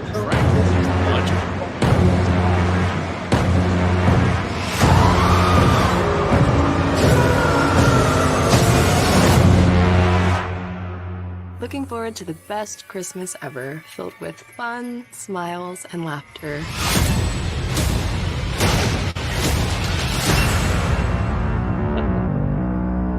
Yeah. And there's cookies. Yeah, it's gonna be a good movie to see for Halloween. You don't really get that many movies to still for Halloween. That are gonna be this iconic. They come around every 10 years. Like, what are the odds? Is that one orderly that you hate on the hospital floor or Jericho? Whatever. He'll be that's the perfect heel. Perfect for him. Yes. I was thinking I'm glad he got like a dope role. You know what I mean? Even if it's like a little role. Yeah. Well, he's seen a fan. Edge in fucking Vikings. Even if they get these, but at least they get these cool roles sometimes. It's always The Rock's always getting the roles. And it's like, man, he ain't that much better because like they're all actors. Of course, Jericho is the perfect heel, though. So if you give him a heel part, always he can be that he can Val Kilmer. You know what I mean? Yeah. It's like that's perfect, though. Isn't like the orderly at the hospital, the one that hates his job. And don't be that guy. Jericho will though. Right. Maybe Terrifier 4 will have Stone Cold Steve Austin. Probably not, because I don't think that he's a horror fan. Because remember, the reason why Jericho is in these movies is because he's a fan. Like, they didn't reach out to him, he reached out to them. Right? Yeah, that's what fans of like horror and metal do, you know? Yeah. They seek it out, that type of genre form. I think absolutely. Why? How would you not? Oh, no shit. Is in it. Okay, cool. Can't wait. Yeah, I'm gonna have to scoop up my tickets too, man. Right. That's what I'm saying. Everybody, go out and hop online and get your tickets, because I don't know how much. If you want to shot or said, give me a hell yeah. Goldberg was in the Goldbergs. TV show the Goldbergs. It's funny. Oh Jesus, Goldberg being Terrifier 4. He was in Universal Soldier. Yeah. He was the absolute worst. Like 3. Yeah. He's in the second one, I think. The absolute worst wrestler. He sucked. Calling him a wrestler, and he didn't have the gift of gab. All he had was like the Ultimate Warrior. Absolute worst. Now he was worse than the Warrior, at least. And then you look at the artists. You look at the artists, right? Like Ric Flair and Dusty Rhodes. Those dudes, man. Like Bill Burr said it best. He was like, Ric Flair should get a Mark Twain award. You know what the Mark Twain Award is? It's basically like the highest honor you can receive in comedy, right? It's like winning an Academy Award or a Hugo Award, or the awards, Grammys, whatever, right? Right? Like you're one of the all-time greats. He deserves one of those for sure. Santa Slays. They got one too, dude. Macho Man was and that's that too. Character. Yeah, The Rock was pretty good. What I mean? Is like Rock is top 5. Yeah, him and Stone Cold. Stone Cold's pretty good. I like Kane a lot. He didn't really do much, but I like Kane. Yeah, to me, watched it's like for Kane. Like I just. Well, yeah. I mean, he was a horror character. It's Michael Myers. Yeah. Right. Terminator 2 and Doctor Doom. Yeah, he was Doctor Doom when he came out. Well, he's all burnt up. The magic and right? Yeah. And the voice. Bearer. For me, it was just like, he's Doctor Doom, because he had the voice modulator like Doom, and he had magic too, and they called him the Big Red Machine. So a little bit of like Terminator, a little bit of Doom. Oh, Hot Rod, man. Hell yeah. I was such a fan of his when I was a kid, man. Oh my God. When he busted those coconuts over Jimmy Snuka's head. I remember watching that live, and I had a VCR, so I actually got to record it and watch it over and over and over and over again, like every day. That's funny. Roddy and the Macho Man were the ones. The Macho Man. Yeah, like they weren't Hulk, they weren't Andre, but they had character, they had charisma. And especially working the mic, man. Macho Man was just yes. Mic ability is essential. You can't be one of the greats without mic ability. And that was the thing about The Rock. It was just like, it's like, oh, dude, this guy's been studying Ric Flair. He's been studying Dusty Rhodes. There's a lot of Dusty in The Rock. And then of course throwing his own shit in there. But clearly, he was really good. The Rock. He's arguably the best as far as like making the show entertaining without even wrestling. Just the stuff you would do, shit talk. Yes. Yeah. Although to me, like Cena got pretty good too at that shit. Like, believe it or not, like he would bust raps like every week, like create a new rap and have it memorized. Like, how the fuck's he doing this? Like after a while, I'm like, this fool's lame. But then after a while, I'm like, dude, he's consistently making up new shit talking rhymes like every single week. I mean, here's the thing. I haven't watched wrestling in like over 20 years. Okay, so that was what I'm that saying. Was like, so I missed all that shit. So that was probably like 15 years ago when he was doing that. Yeah. I wasn't watching wrestling. It was funny. He was singing songs about people talking. I mean, the Hitman, Bret Hart, the excellence of execution. Yeah, I was never a Bret Hart fan. Did you guys see the Warrior documentary? Although it's Wrestling with Shadows is what it's called. It's the Bret the Hitman Hart documentary. That's the best wrestling documentary I've ever seen. Have you seen the Ultimate Warrior one? But he wasn't that good on the mic. Oh, that's the shit. Check it out. It came out like within the last year or so. It's this whole story. I guess everyone in his family, all the men in his family, die at 50. So he kind of knew he was going to die, and everyone in his town, like they're like, "You're not going to be nobody. You're going to be a nobody." And he was just like a skinny dude, and like just watching his journey, and then him getting canceled and becoming like having his comic book. He had a dope ass like 90s comic, which I know it's not going on tour with Mick Foley. Yeah, and debate tour, watching him get canceled by everybody, like Hogan, and like they were talking about, we lied about him, and then he became a hardcore conservative. And then he came back. I know, he became a total right wing reactionary, I would say.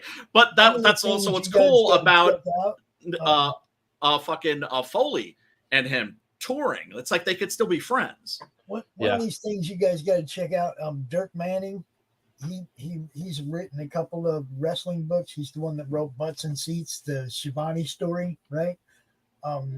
He told a story on the show one time about being on the road and stopping at a rest stop. And he was a huge wrestling fan and shit. And he'd already written some comic books and shit. But he was in the rest stop. He's taking a piss at the urinal and he hears people coming in behind him. And they're loud and rowdy. And he's like, oh, shit, you know. And he turned around. There's Cody and a couple other guys, right? This is years ago. This is like years ago. Yeah.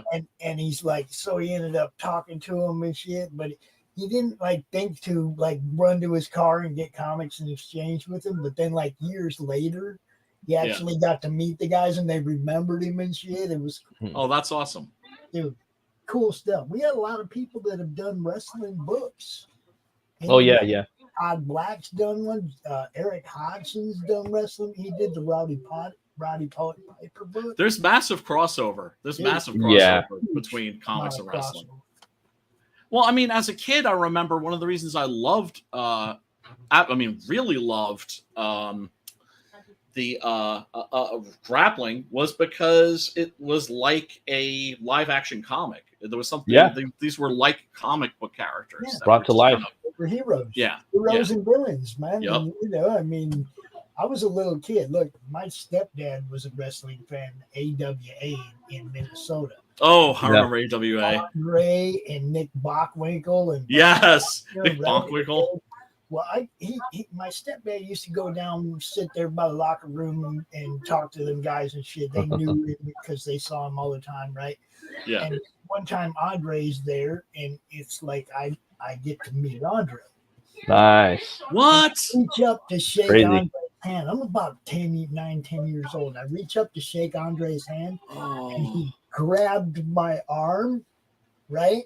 It's like his whole hand was, he had my whole arm in his hand. Shook me up and down. That's crazy.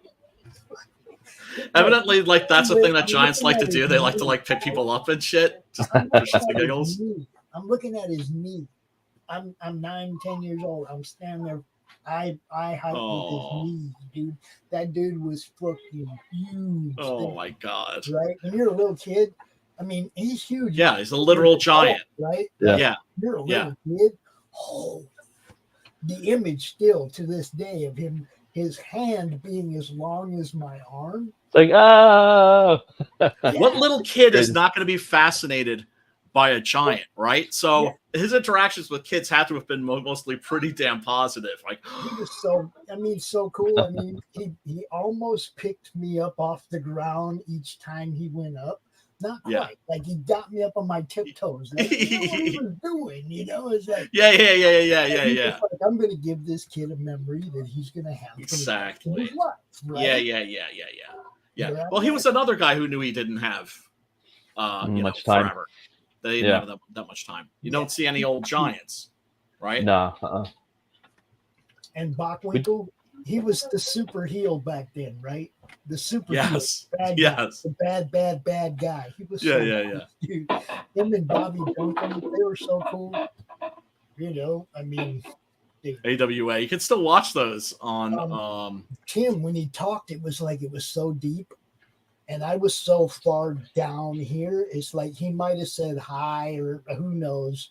It wasn't a lot, but I mean, his voice is so freaking deep, and I'm a little kid, man. I'm just like, you know what I mean? I'm just like looking up at him like, oh. John Stodd. I'll get you, John Stodd. I think I remember telling my stepdad on the way home, I didn't know they made people that big. Right? Man. That is fucking wild. Oh, jeez. One thing to see it on a 13-inch TV. It's totally different when you're standing there. Oh yeah, Dude, yeah. Man. Oh, for sure. No, I'm happy. You know, like my best friend, his stepfather owned a restaurant that was frequented by professional wrestling, so he got free tickets all the time. Nice. So cool. yeah, we got to see some great some great wrestlers during some like great feuds. Because what they would do was they would like have the feud to fuel the tour, right? Oh yeah. And so, because you know, back then, not every wrestling match was being filmed. Okay. You know, because it was all about wrestling was more about live entertainment, right? And that the TV episodes of the of professional wrestling were kind of like promotional things, right? So like when we come by your town, you can see Jimmy Snuka and fucking Don Morocco. They're gonna fucking sort some shit out. Yep. Yeah. The honky tonk man. Yeah, he wasn't much of a wrestler either. I remember him. That's funny. Oh jeez, man. It was yeah, fun. love me some wrestling. Love me some wrestling. It was fun. It was. That's amazing. To me, yeah. That's why I grew up like looking at it as like I call it the 60 Stooges. The what? The 60 Stooges.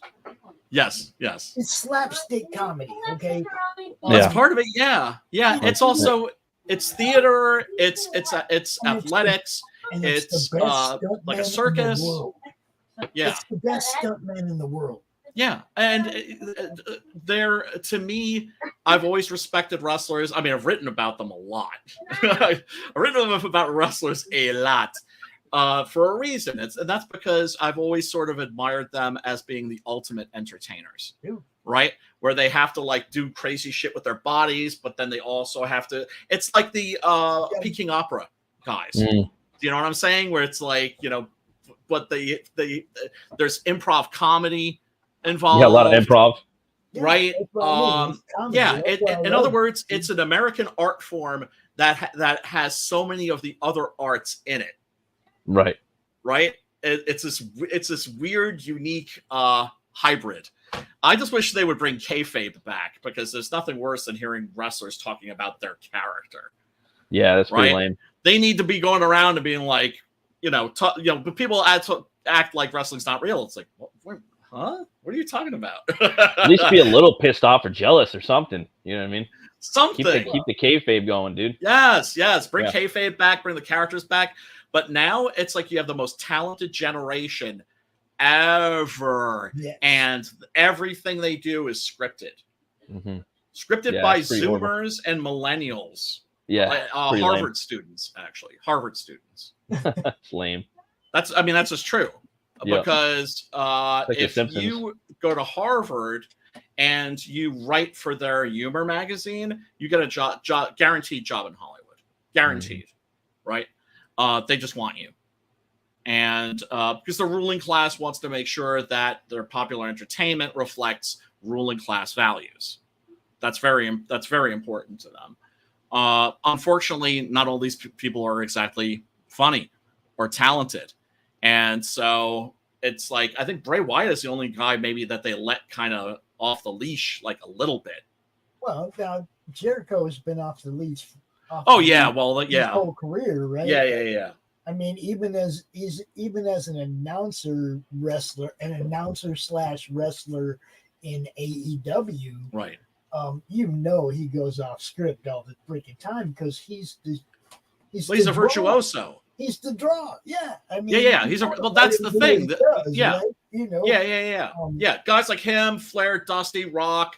Yeah, they're virtuosos, right? So they've put decades into this shit, right? You would hope that they would be good.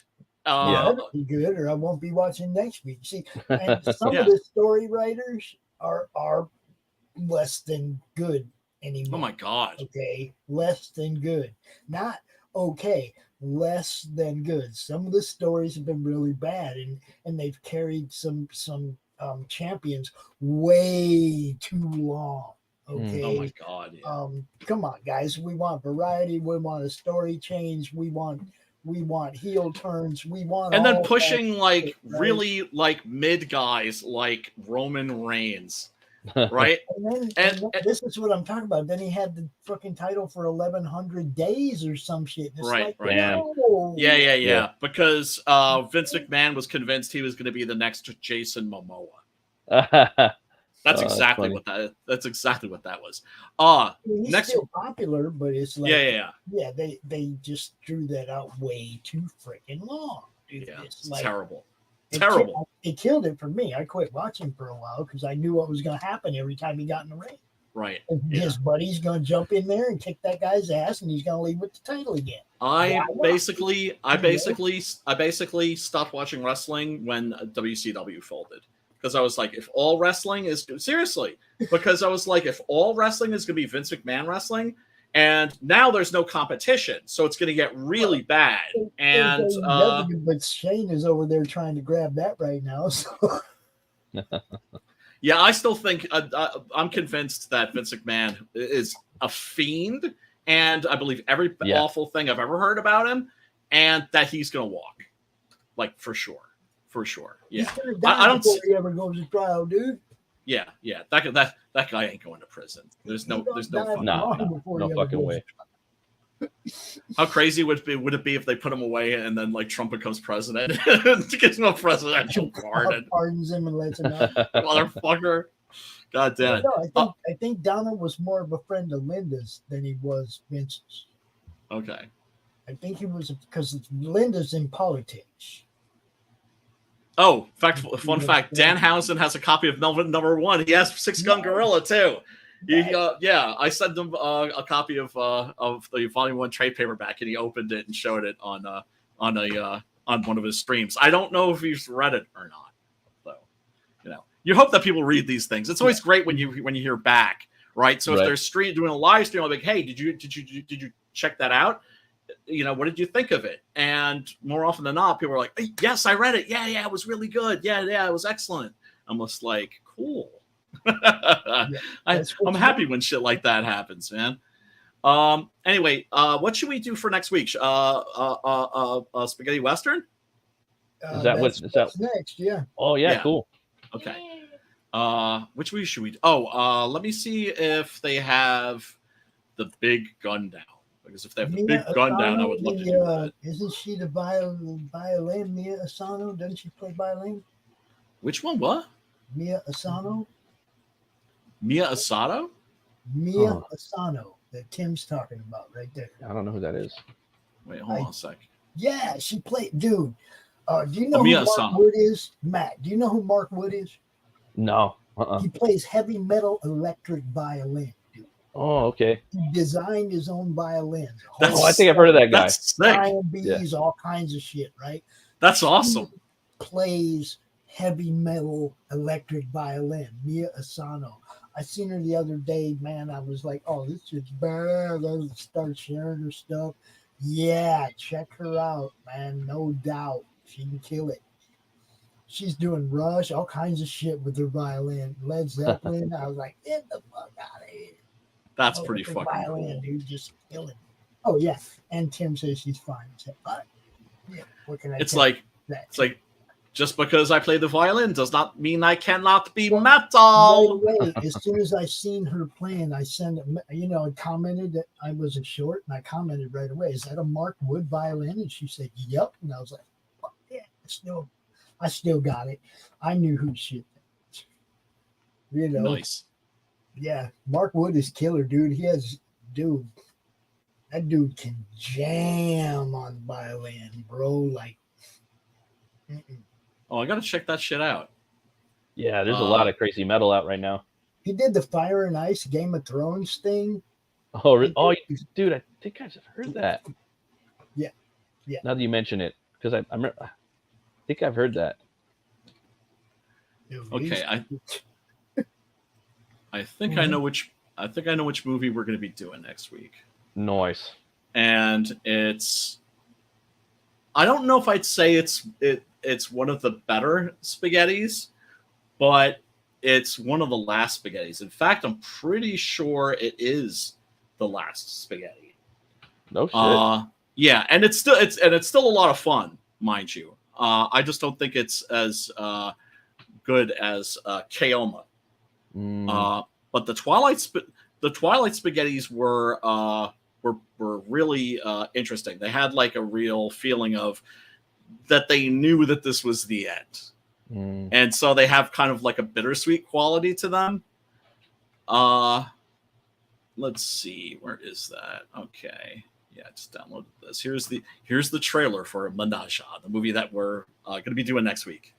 Oh, cool. Also known as A Man Called Blade. Like a wolf. Oh yeah, like Keoma, this has like a really wacky soundtrack.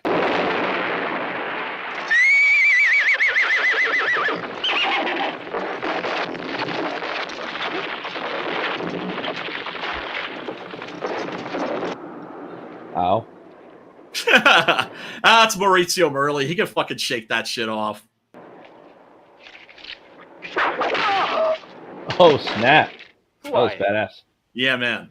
Those that know me call me Blade. Maurizio Merli was kind of the Italian Charles Bronson. He was mostly in like he came along at the period when they were switching from spaghettis to crime. But this is like the last spaghetti, and so he's in this, and then after this, he's in a lot of crime movies, and it's just all about him being angry and pissed off at the system and fucking people up. And just angry all the fucking time. Like, you do not want to suffer the wrath of Maurizio Merli. I like that he has the tomahawk. Tomahawk, yeah. He uses that shit too. But Pretty dope to me. I know other languages. And as you can see, I'm a lot happier. Oh yeah, it's These men Sergio have got to stick to Martino. working and not be distracted with discussion. Christopher Lloyd right there. Kinda. With the Jeremy there's Irons, a little bit of a resemblance. Sergio Martino, of course, you probably would best know for Horror Express. Oh yeah, that movie was dope. Go get him, go That was a on. good one.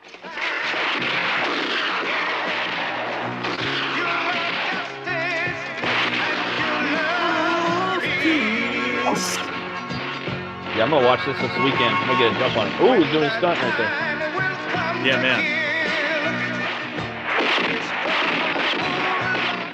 We ain't got any sheriff here. We ain't got nothing. It all belongs to the galleon. Now You either got you all nothing. return to work immediately, or I order my men to open fire. Yeah, that's John Steiner as the villain. He's currently a real estate salesman in Los Angeles. Your wealth can get you anything with a price on it. Men even die for it. But it can't buy you the one thing you've never had. Human kindness. Every so often, I think if I had a lot of money, I'd go away and just travel wherever I want to. And then what? Come back on home? A Man Called Blade. Yeah, I mean, could be that he has a little time for sexy time. Movie looks pretty dope, dude. Killing I'm gonna people. check it out this weekend. Yeah, it's on Tubi. Very nice. It's called this A Man Called Blade on Tubi. No, it's called Menage. M-A-N-N-J-A. Yeah. Damn, killing old ladies. Father you've got to kill. It's he who kidnapped Deborah. He's a bloodthirsty man. That's the fucking Spaghetti West, though, man. Nobody's fucking safe. Nobody's fucking safe. They will fucking kill anybody.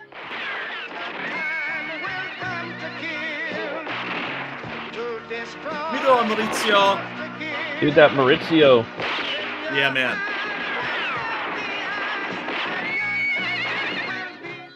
I know I shouldn't ask you. Will you stay? Who can tell? Can't bet on covered cards. Grandma got to go. Just what your What up, real Tim name Olsen? is. My name is in the wind, blowing over my father's grave.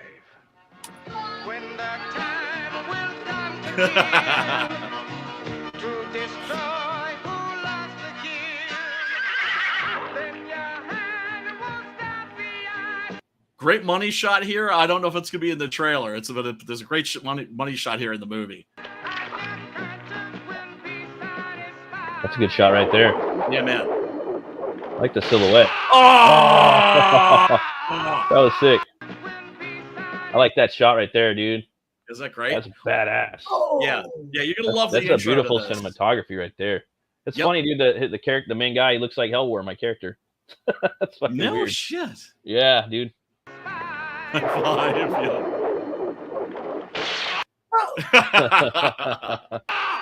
Ye shall enter the gore zone and dwell there forever. Check that dude's face on impact. Back it up, man. And this was when they were starting to make the splatter movies too. Check it out. Back it up a second. Back it up and watch his face right at impact. He nailed that. Man. That. Donald O'Brien is the name of the actor here. Watch his face at impact.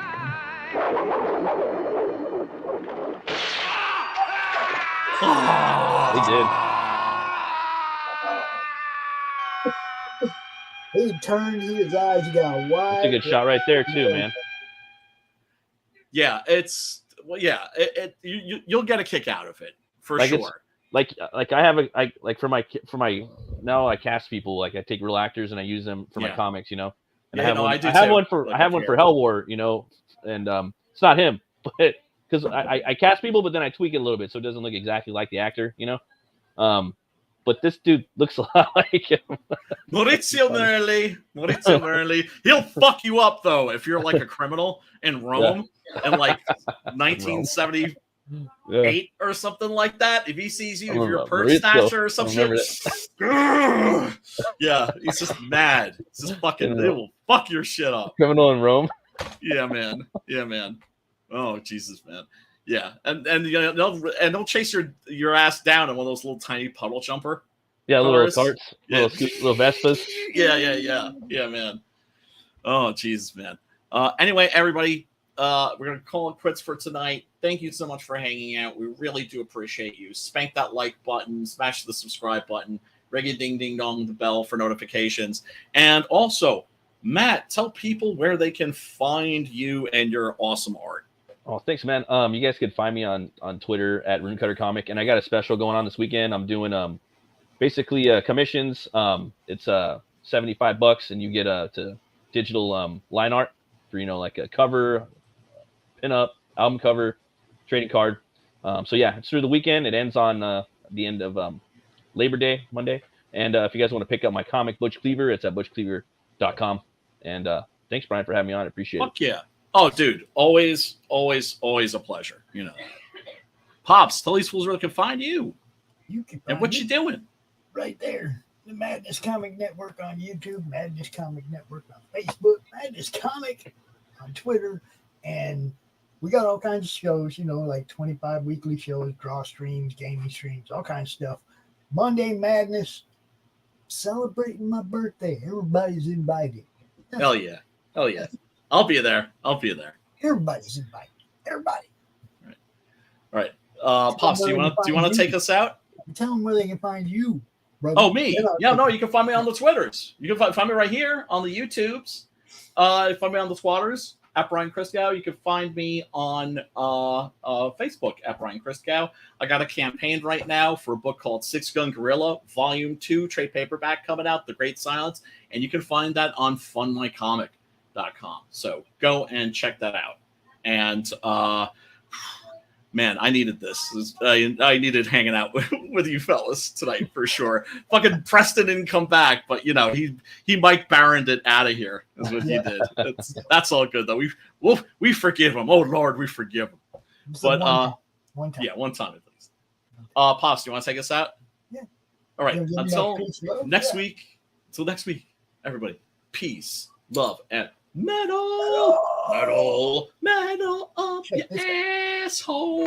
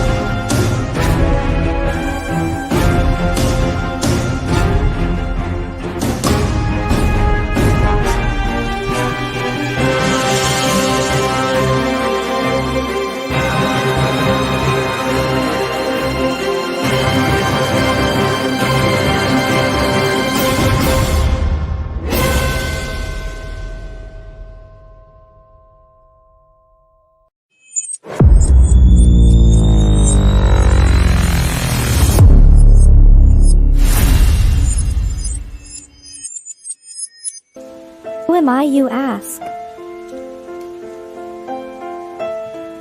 I was created in the middle of nowhere, surrounded by the waste of a dying world. I was bestowed with an insurmountable task: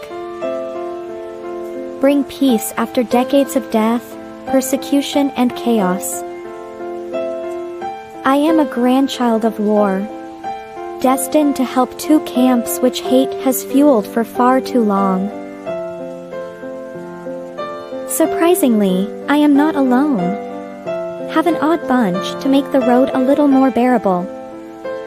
Come with me, to bring hope where there was despair, respect where there was resentment, creativity where there was destruction.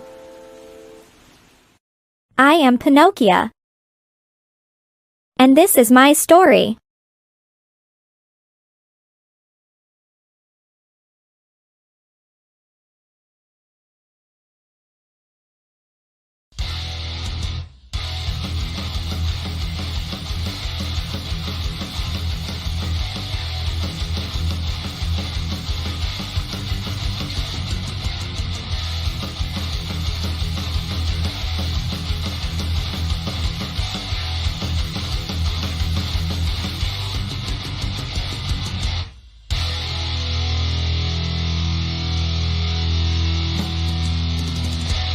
Flip City Magazine is just really pulling out all the stops, man. Your guys' production value of this magazine has gone insane.